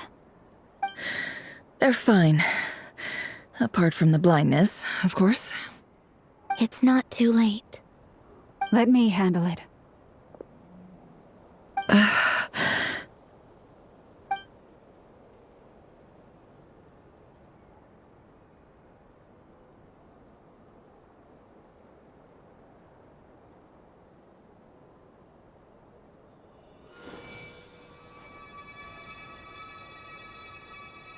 Miss Nefer, it's not like you to lose your composure. That was the most reckless thing I've ever seen you do. Reckless how? The situation was critical. Our lives were at stake. We had to do something. Even so. Okay. I guess you're right. Under the circumstances, it was a wise decision. You traded your eyes for an incredible victory. In business terms, I suppose that's a huge return on investment. I'd be hard-pressed to argue otherwise. Still, I don't like this outcome, and I don't want you to lose your sight for good. People suffer when they make sacrifices they shouldn't have to make, whether that means faith, strength, or in this case, your ability to even see. I had hoped you could win without sacrificing so much as a single hair on your head. Thank you. Really. All done. Don't try and open your eyes just yet. We'll see how you're doing in a couple of days. Until then, please follow your recovery plan to the letter. I'll send full details through Yehoda. For now, just get yourself home, relax, and rest. My dear friends, we have fought bravely and achieved a spectacular victory. A dark cloud has been lifted from the skies of Nodcry. All in this land will be grateful for what you have done. The moon will remember this day. Thank you both.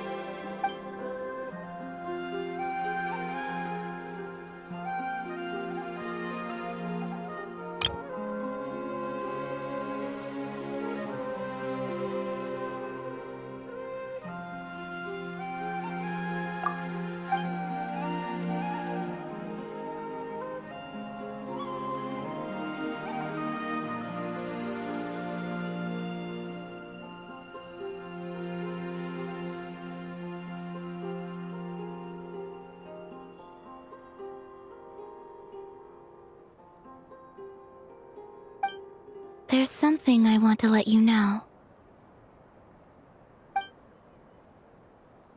What is it? When Durin connected everyone's minds so I could access their powers, I also felt everything they felt. And since Nefer's eyes were injured, my eyes are hurting now too.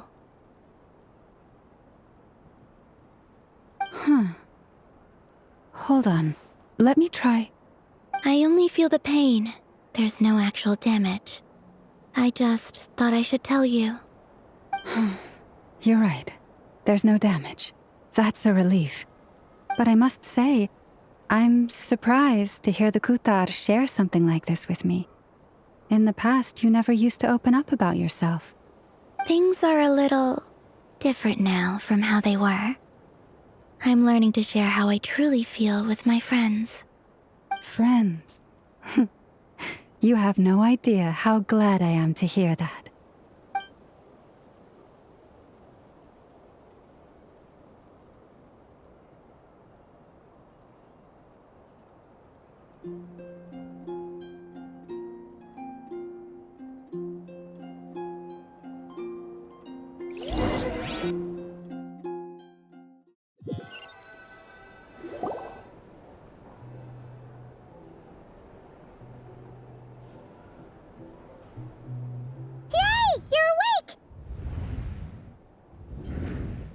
How are you feeling?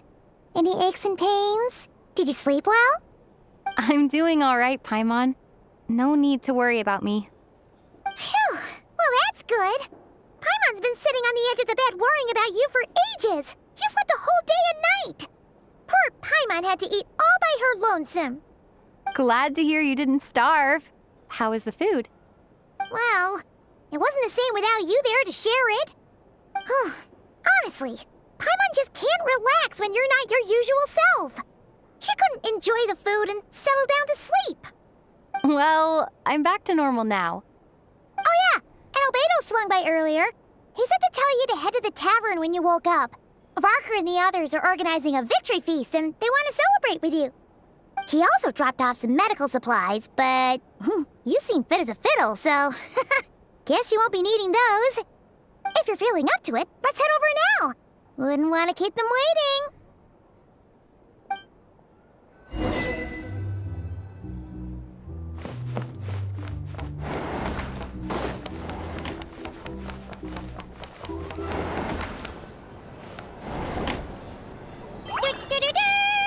We're here! Oh, Traveler and Paimon! Perfect timing! We were literally just saying how there's no way we're holding this victory feast without you any longer, and we would have postponed it till tomorrow. How are you feeling today? Much better, thanks. Don't worry about me. Relieved to hear it. If that changes, just let me know. Happy to check you over at any time. Yep, we're here for you. Anything you need, just let us know. Oh wait, where's Nefer? How are her eyes doing? Nefer's right over there. I'm sure she'd love to catch up with you.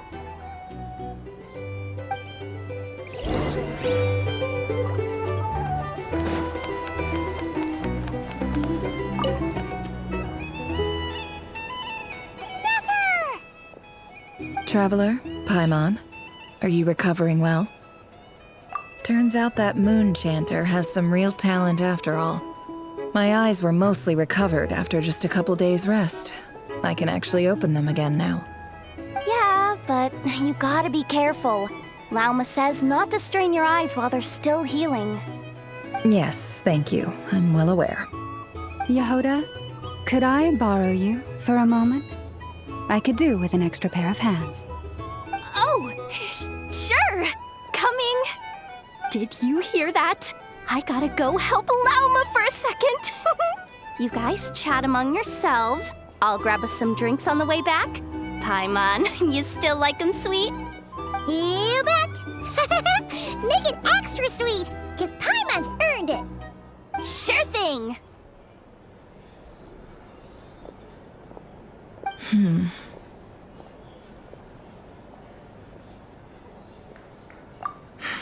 The Raker of Solnari.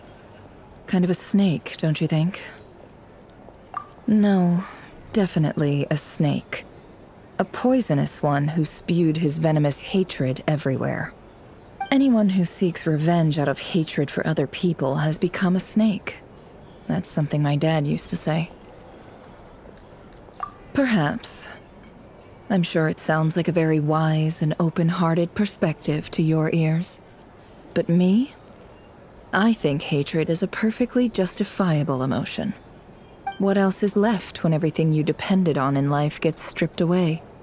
Something's gotta fuel that drive to keep on living. If you're worried about me, you can nip that in the bud. I'm not someone who gets stuck in the past. It's just... I suddenly feel like I was wrong to call my father a liar. He was just a fool. That's why the Academia turned their back on him, and why the other tribes ganged up on him. Oh, Father. How much better things could have been if you were a skilled liar. Look at the Ibis King. Thoth is a fiendishly cunning liar. And yet, strangely, he feels more like a father to me than my real dad ever was. He's never brought it up, but I'd bet he feels the same way.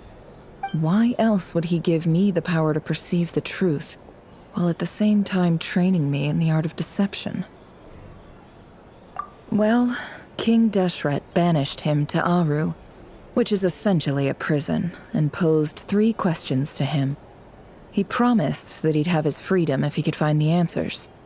His response was to take on a physical form and approach me, hoping that I could become his envoy and search for one of the answers on his behalf. Did he really think I'd fall for that? He's stuck there. He can't make me return what he gave to me. So that's enough for you to decide he's nice, is it? He's a prisoner, and he was scared. So he decided to perform some good deeds to win people's approval. He lives in fear because he's a deceiver. How is Rerir any different? You can't work as a spy your whole life and expect a happy ending. It's preposterous. Yet I can't say I don't understand it. Liars live in the darkness of their own making. But it's still human nature to want to go on living.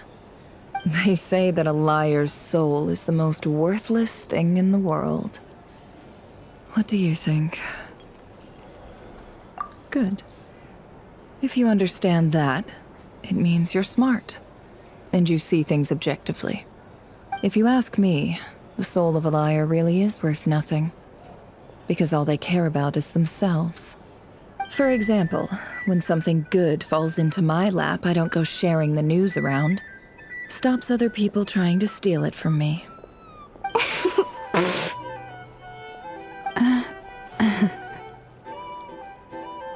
So be it. They have sharp ears. I can't keep anything from them. Wow, is that what it looks like? Well, you all know my past now. And I can't simply eliminate everyone who knows too much. So I guess I just have to put up with you. For the foreseeable future, at least. When you find yourself in a situation you can't control, the safest play is to keep calm and start monitoring everyone involved like a hawk. In the intelligence world, you need to have a sense of perspective and play your hand accordingly.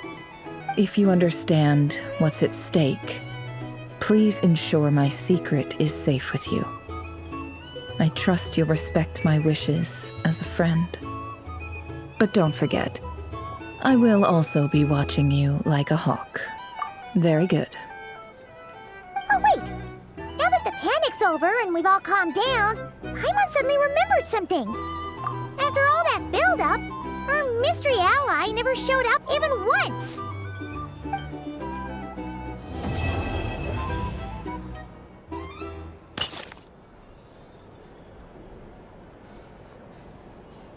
Huh? Am I imagining things?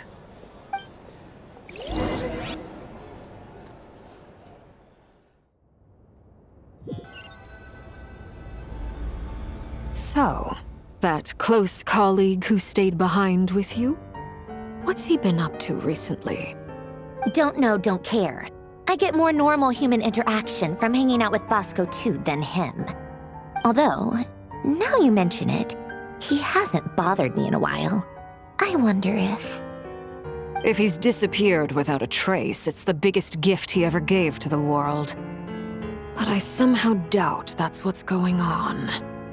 He won't lie low forever. So we'd better stay on guard.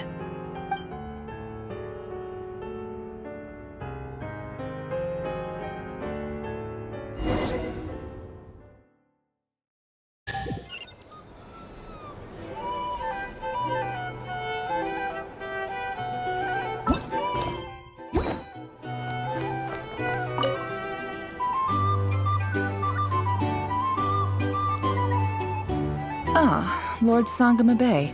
How lovely to see you. I must thank you for the device you provided. It was an enormous help. Would I be right in thinking that it was developed by the Academia? Why come and ask me when you clearly know already? I mostly came to thank you. That's more like it. A little gratitude goes a long way with Lord Sangama Bay. Play your cards right, and you might even stand a chance of becoming my long-term supplier. The chance to work with such a kind and charitable investor as yourself would be a great honor for the Curatorium. Huh? Charitable? Who said anything about charity? First time hearing about it. Let's see. The first plot of land you purchased in Nodcry, your desert interests, and... Stop! What do you think you're Exposing my investment history! It's nothing to hide from. They're all perfectly legitimate investments. And some of the land you purchased was with the intent of building a sanctuary? Yes, I heard about that too. How did you... You're a curious case, Lord Sangamabe.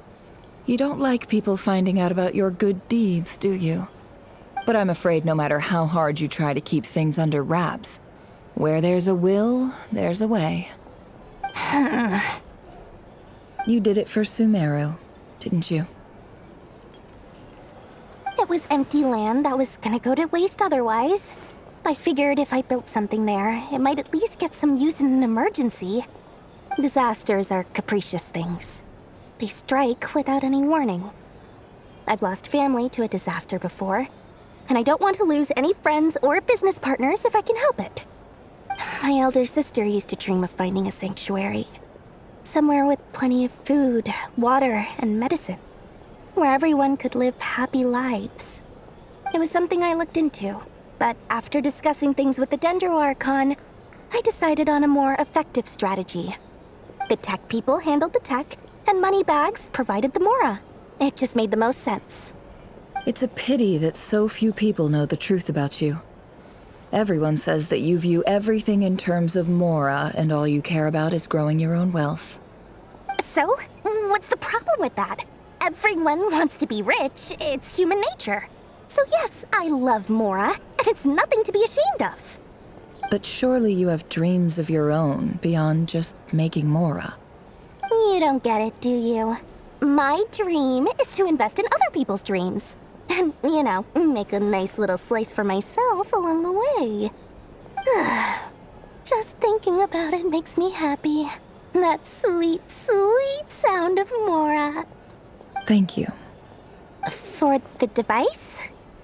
And the pendant. Oh, that. I was just returning a favor. Don't worry about it. Seems like we've both been away from home for a very long time. Yeah. So long that I barely remember what my family even looked like. That would be your mother, father, and sister? Yeah, though it's been years since my sister passed away. It's not like I want to forget them, obviously, but memory can be even more ruthless than the most calculating business person. Beyond a certain point, if something isn't helping you, it just gets rid of it. My sister can't help me now. Slowly but surely, her face is fading from my mind's eye. It's become a vague impression. Not everything will fade. When loved ones pass away, the beautiful memories are the ones that last the longest. Yeah, that's true. If you ask me, that's the one silver lining in all of it. Well, that, plus, I'm sure that life is much better now than it was back then. Oh, absolutely. I have tons of Mora, a big beautiful house, business is booming, and I'm as happy as can be. You've got a lot going for you too. Boss of the Curatorium of Secrets? I'm sure there's plenty of Mora to be made in that line of work. I appreciate the vote of confidence.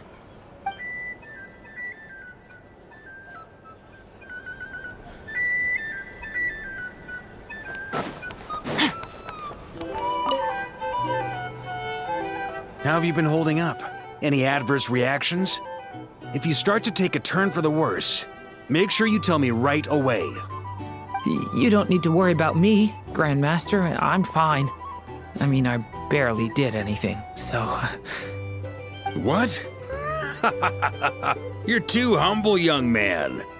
You played an indispensable role in the battle for Nodcry. We can't thank you enough for your support.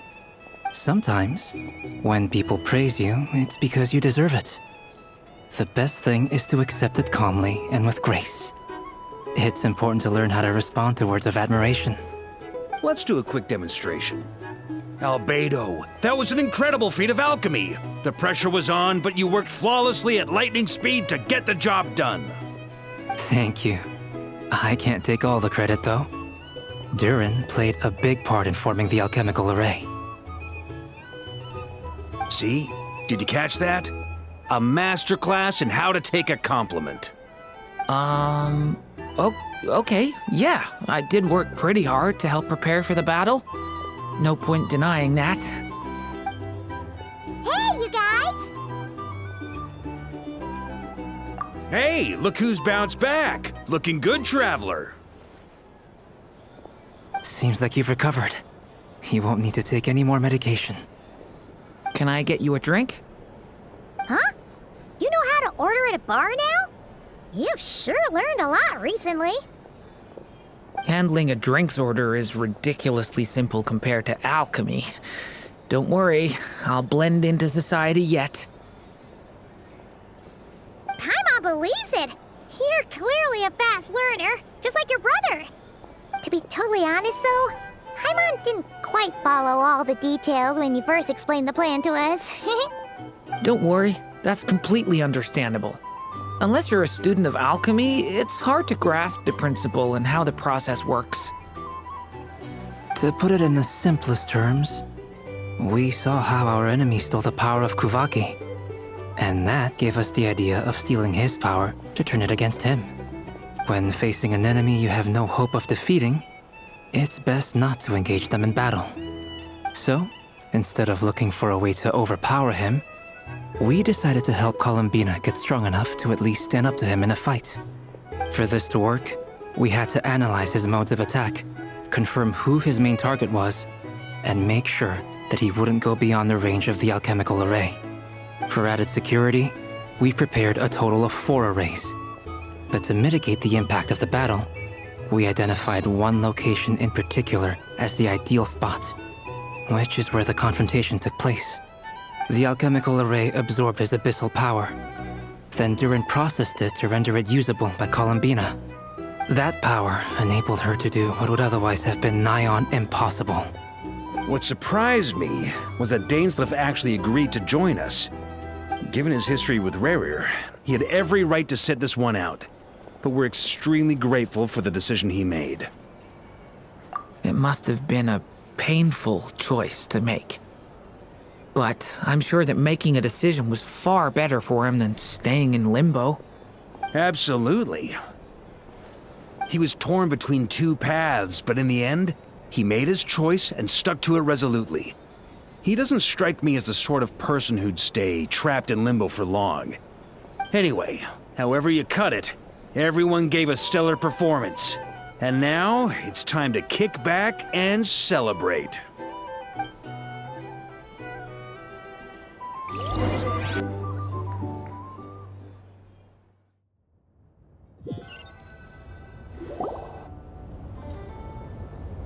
That's the only reason you're here. Yes. I've thought a lot about it. And I've realized that you, me, and Arlecchino should be friends. I think this is very important. So I felt I had to come and tell you. Well, this is a new one. I'm so moved. I can't even hold my teacup. If that's all, you can leave now. Do you not want to be friends with me? Or is it that you prefer being co-workers? What is this, Columbina? Are you deliberately testing my patience threshold? Right now, my politeness module is active. But if you say another word, I swear I'll shut it down. If your politeness module was active, wouldn't you say the word please at some point? Polonia, please see Lady Columbina to the door. Will you still invite me to your next tea party? What? Yes, I think you will. Bye-bye, dear Sandrone.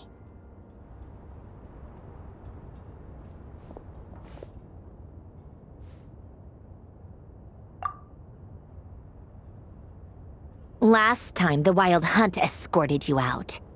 Would you rather I handled it myself this time? We just wanted to, see how you were doing now that it's all over. Why? Out of concern for my safety?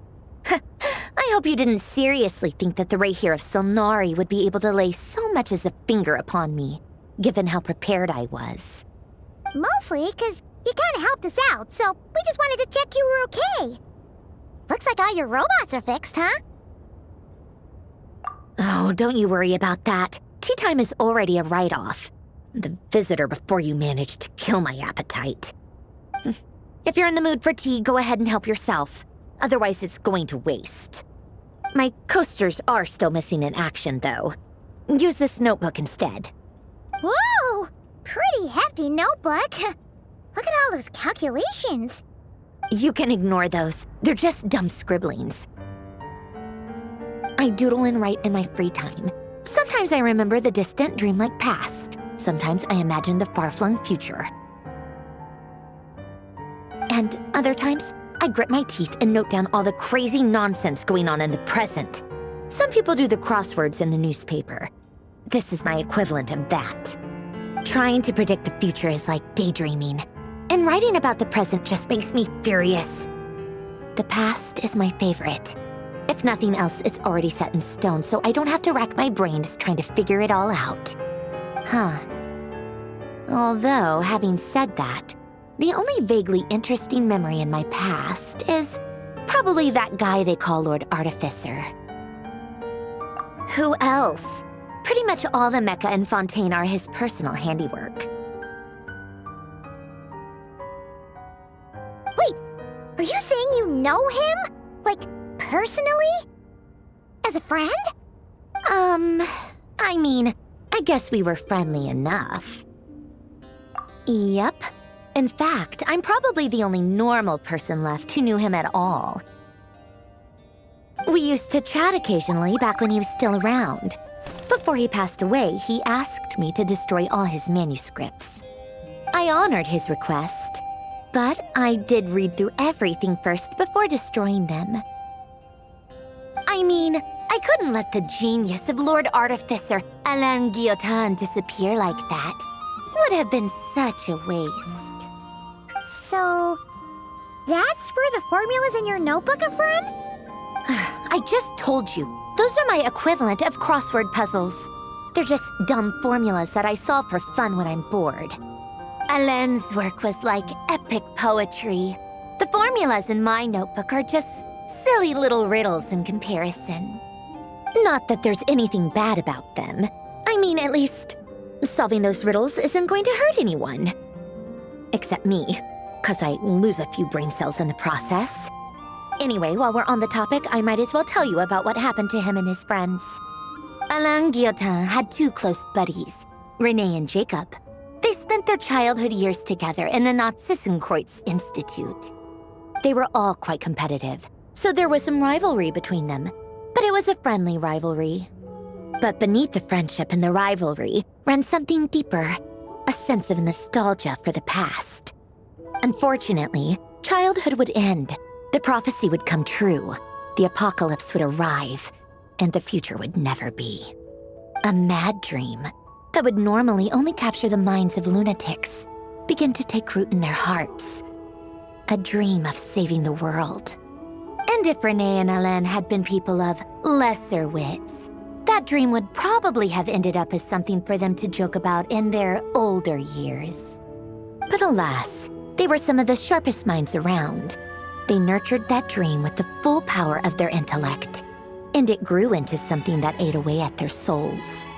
The first of them to fall under its spell was Renee. Against Alain's wishes, he persisted in experimenting on a mutual friend of theirs to try and save their life. Alain did not approve and parted ways with Renee. It's complicated. Alain wanted to believe that Renee only did what he did for the sake of their friendship. But when he told me about what happened, I could tell he still had some suspicions about Renee's motives.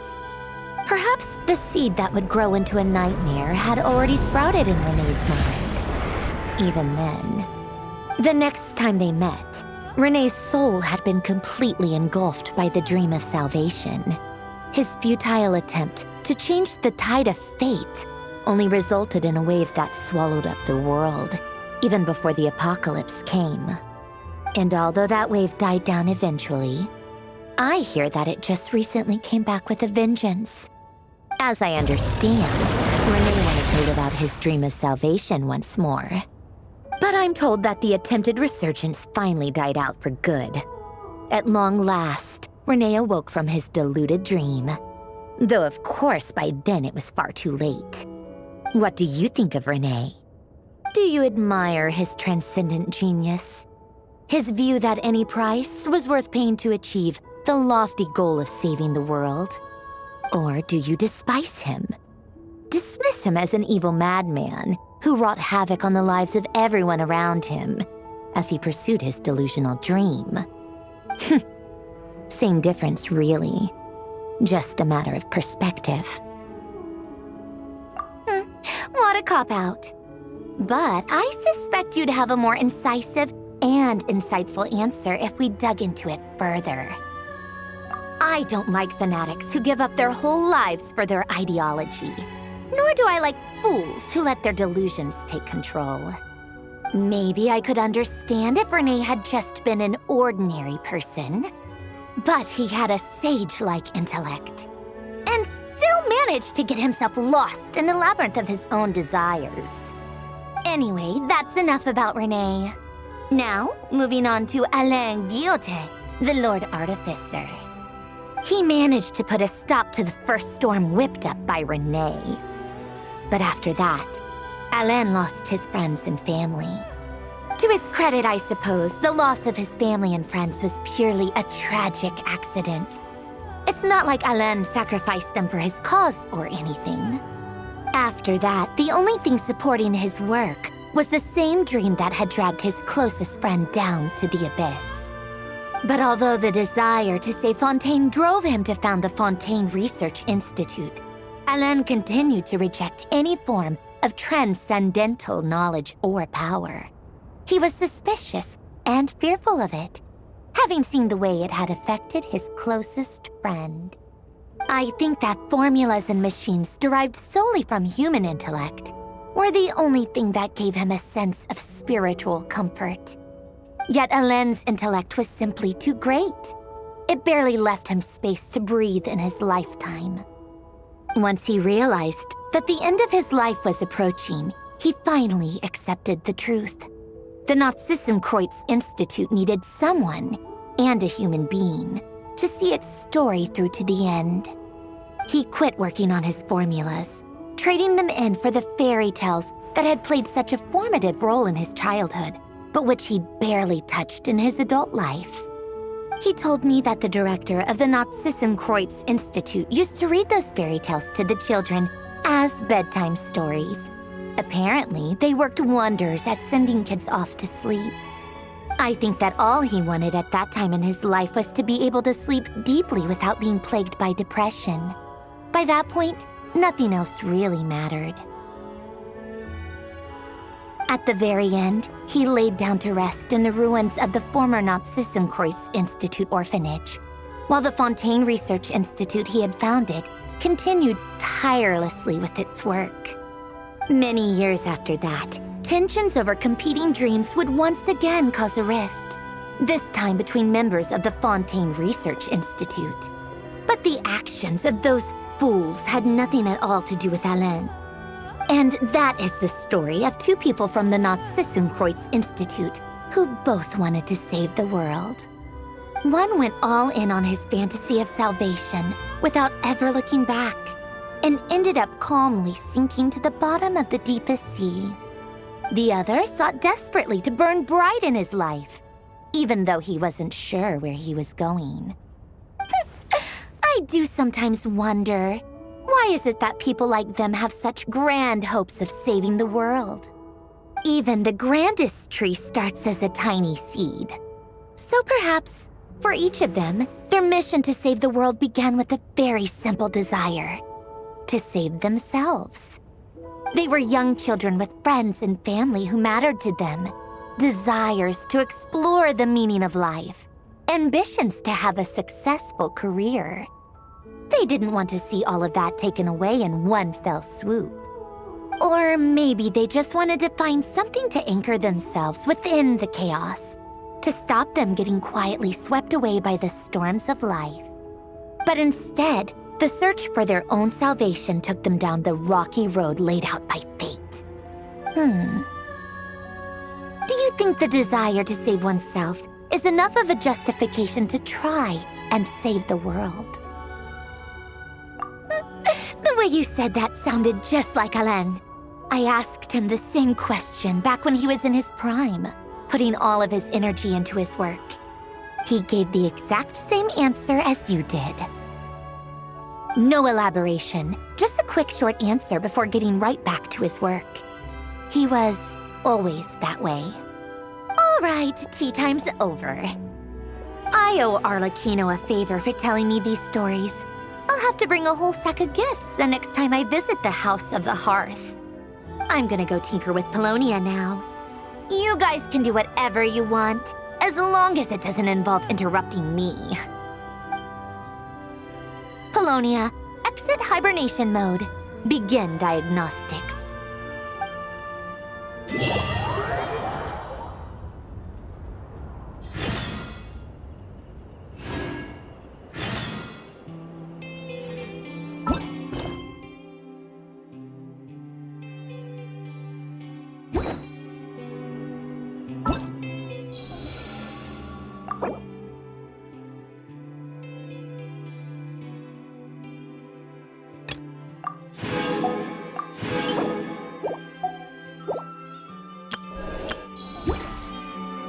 All things come to an end, even time itself.